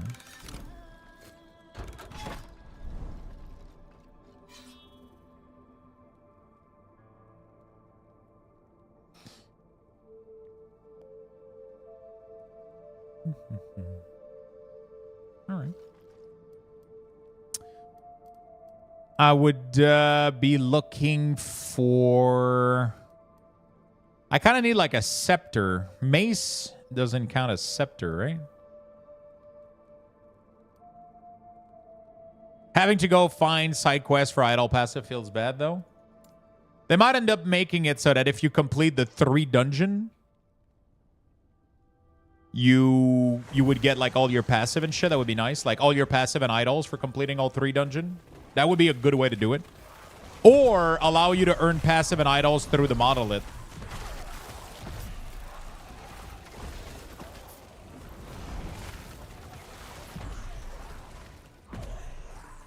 I think they end up enjoying a little bit of that feel that PoE has, that you have to do the campaign a little bit. And I understand it. There's something about having to do the campaign that I feel like, I don't know how to explain it. Like, I kind of hate having to redo the campaign in Path of Exile, for example. In this game so far, I've been enjoying the campaign because it's so fucking simple. It's not complicated. It's not annoying. Right? It's actually fun. I don't know how to explain it, but the campaign in this game is actually so easy, simple, and fun that I wouldn't mind doing it every single fucking time. What I hate about PoE is having to do the lab and having to do all those fucking things, and like there's too much things to think about when you do the campaign in PoE. You got to activate your brain, and I hate it. In this game, though, the campaign, you can turn off your fucking brain the entire time and follow the ping on the map, and you're good to go. And it makes it really, really fun. My what? Your brain.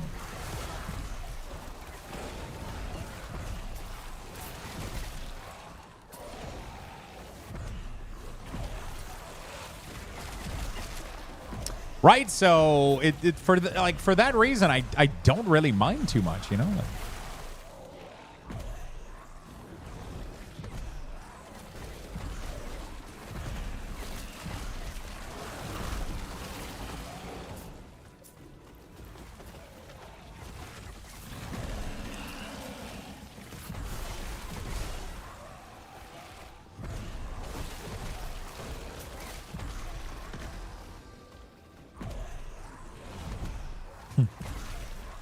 now we need a Luxthos Brainiac emote for brain activation. Yeah, we have it. It's called Luxthos IQ.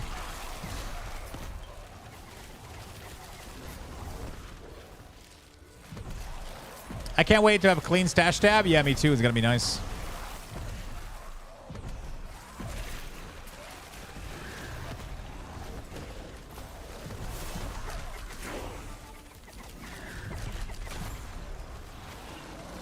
We just don't have a lot of opportunities to use Luxthos IQ. Wait, you mean every time I say something, you can use it? Because everything I say is so clever?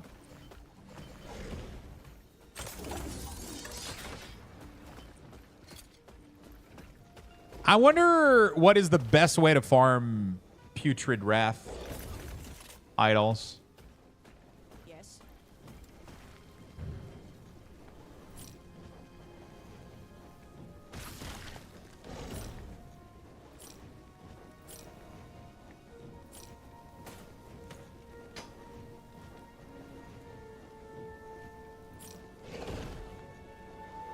Is it me or I haven't seen a single build that uses Putrid Wrath?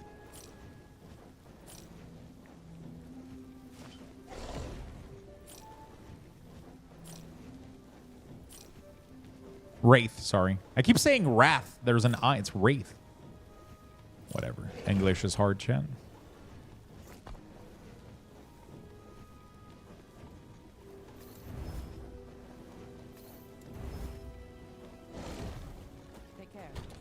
Take care.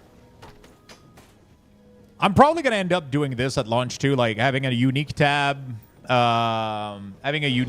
set tab idols, probably like good rare. You're also tired and hungry? Yeah, I need to step down soon and go eat food.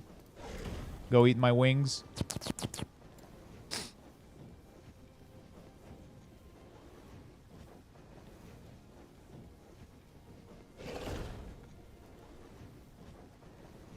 Probably going to make a key tab. Or I'm probably going to make a other tab and have keys in it, because I doubt I'm going to need like a shit ton of a tab for keys, right? Like at some point, I mean, maybe I will. Or actually I could do one for Lightless Arbor, one for Soulfire Bastion, one for Temporal, and one for Arena, and just like dump all my keys in there. I mean, I'm going to need a shit ton of gold to set all this up, but we'll get there. Because tab starts like being really costly. Initially, it's not bad, but they go up in price quite quickly.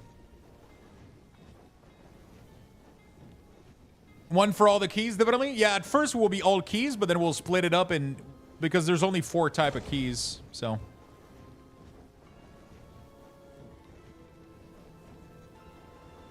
Right. And then I do uniques, I do set, I do idols. And then we're going to have, definitely we're going to have like keys, which is probably going to be like red. And have a little, oh, you can have a little icon. Oh, it's so cute. I don't know if I like the icon though. It just takes space, honestly. There we go. After keys, we're going to have probably like rare. Like good rare. Probably exalted. There's not a good color for... There's not a good yellow. This is like a shit yellow, but whatever.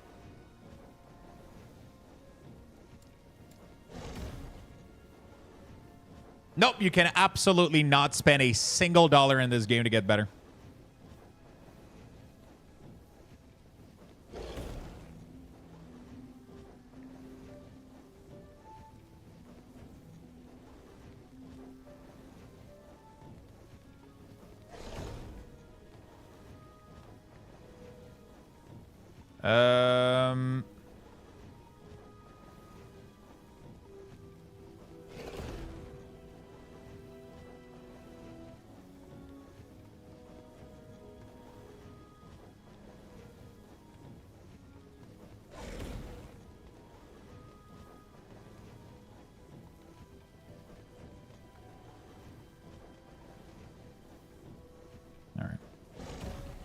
No reason to not have icons.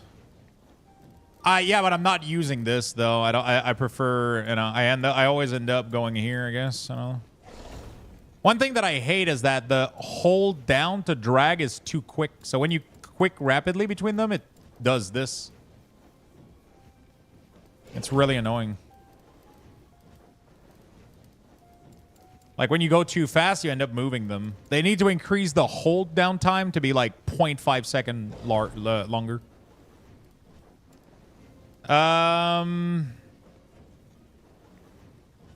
It's too responsive, right? It's like too snappy. It needs to be like, they need to make it so that's a UX issue that's like super easy to fix, right? But they just need to make it so that it doesn't allow you to move it until you hold it for a couple of seconds. So that you don't accidentally move it by just clicking through the tab. Because I've had that happen so many times. Look, like it happened there. I wasn't like holding it. I wasn't holding it.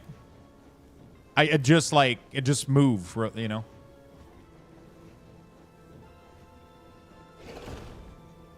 Yeah, they probably have one open for that. They just don't care about it too much for now. What else do I want after keys, idols? What else? That's pretty much it, right?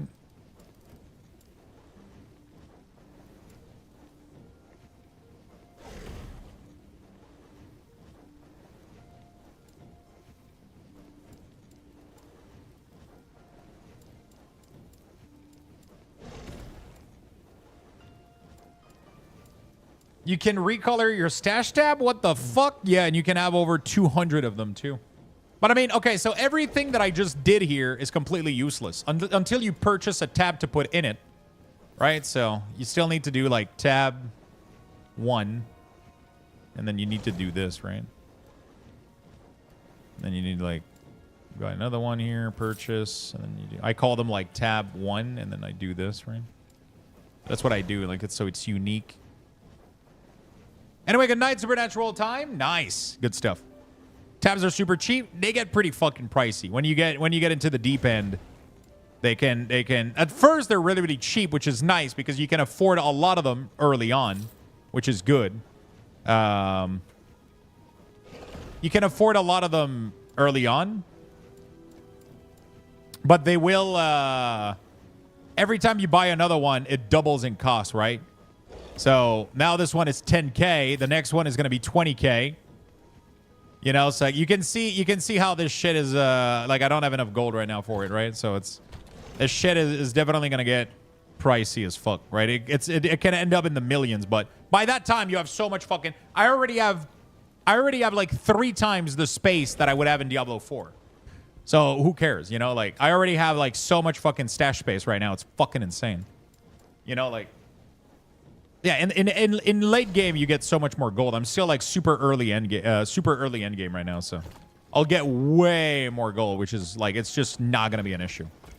It's just not gonna be an issue. All right, chat. I think that's gonna be it for me today. I'm gonna go make myself dinner and relax and lay down a little bit, and we're gonna come back tomorrow. So much D4 hate.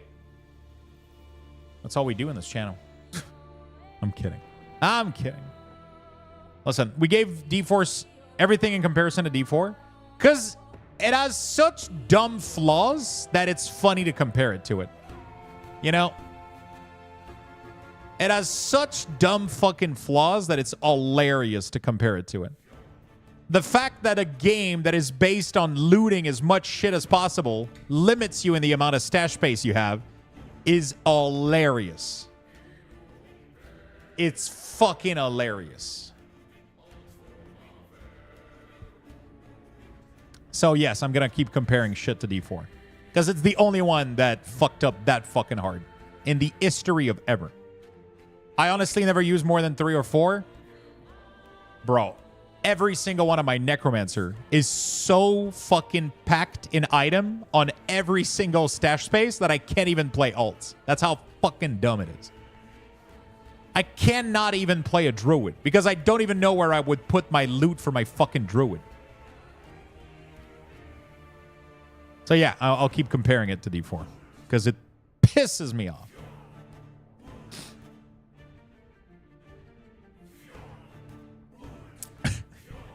At some point, I literally had to start deleting item that I wanted to keep for possible fun build, right? Which is like part of the game. I had to start dropping them and deleting them, right? Because I didn't have enough space to keep putting more shit. That should never happen. That's not a game. That's not a fun game feature. You know what I'm saying? That is not fun at all.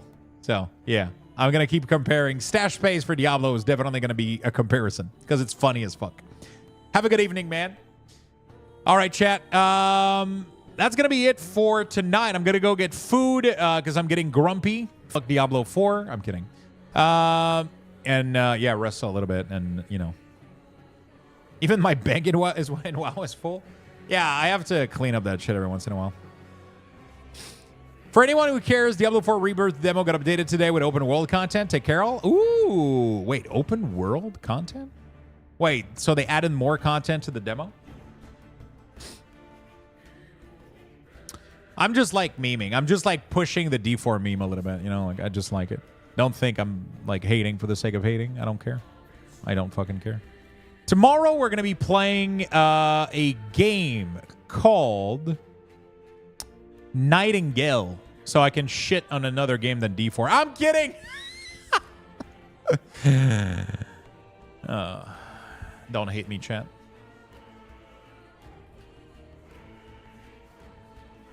Go open your vault. I should probably do that. So I played the demo for... I played the stress test for Nightingale, and it wasn't that great.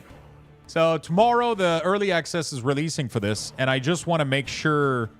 it's going to depend on the price point of this game. You know, it's going to depend on the price point of this thing.